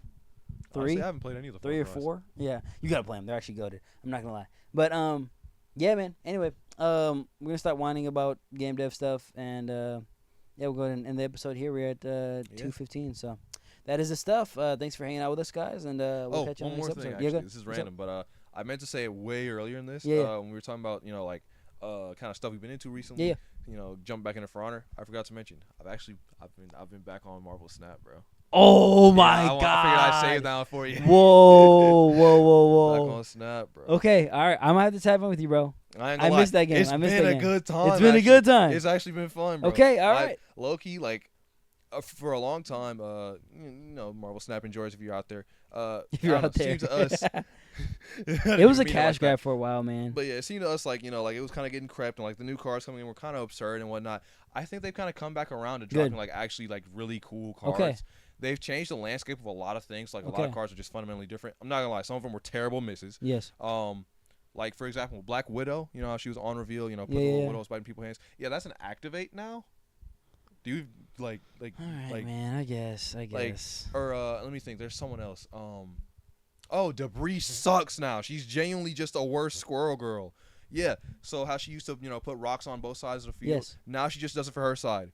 I could have played Squirrel Girl 2 turns ago. Yeah. Why? Yeah, that's crazy. Yeah, she sucks now. Okay. Yeah. Some cards suck. I guess that's the starve out destruction decks. Cool cards. they hate those destruction decks with a passion. Because from what I can tell, like very few new destruction cards exist. Yeah. I don't care. I will still be playing destruction. Fight me. I'll destroy you. I was a discard demon back in the day. I can't lie. Me personally, destruction and move are like my favorite things, followed by like zoo decks. That's valid. Yeah, I'd say that's pretty much it. I think discard's lame. I also agree. That's why I stopped playing it. But it was cool for what it was. I got into the Thanos deck, Honestly, remember? it's not even like That it's was not even fire. like I like think discard's like busted or anything. It just doesn't interest me that much. Yeah. I really liked ongoing as well, but it just has so many counters. Yep, exactly. Ongoing was cool, but it was like, then it didn't really seem like it scaled very well. Where like other decks kind of they keep on escalating, but like ongoing is just you got a bunch of effects going. Yeah, exactly. Cool. Yeah, you can't really scale. I agree. Yeah, unless you have onslaught. But anyway, Yeah. thank you very much, guys, for tapping in with us, and we will catch you on the next pod. We love you. Bye. Bye.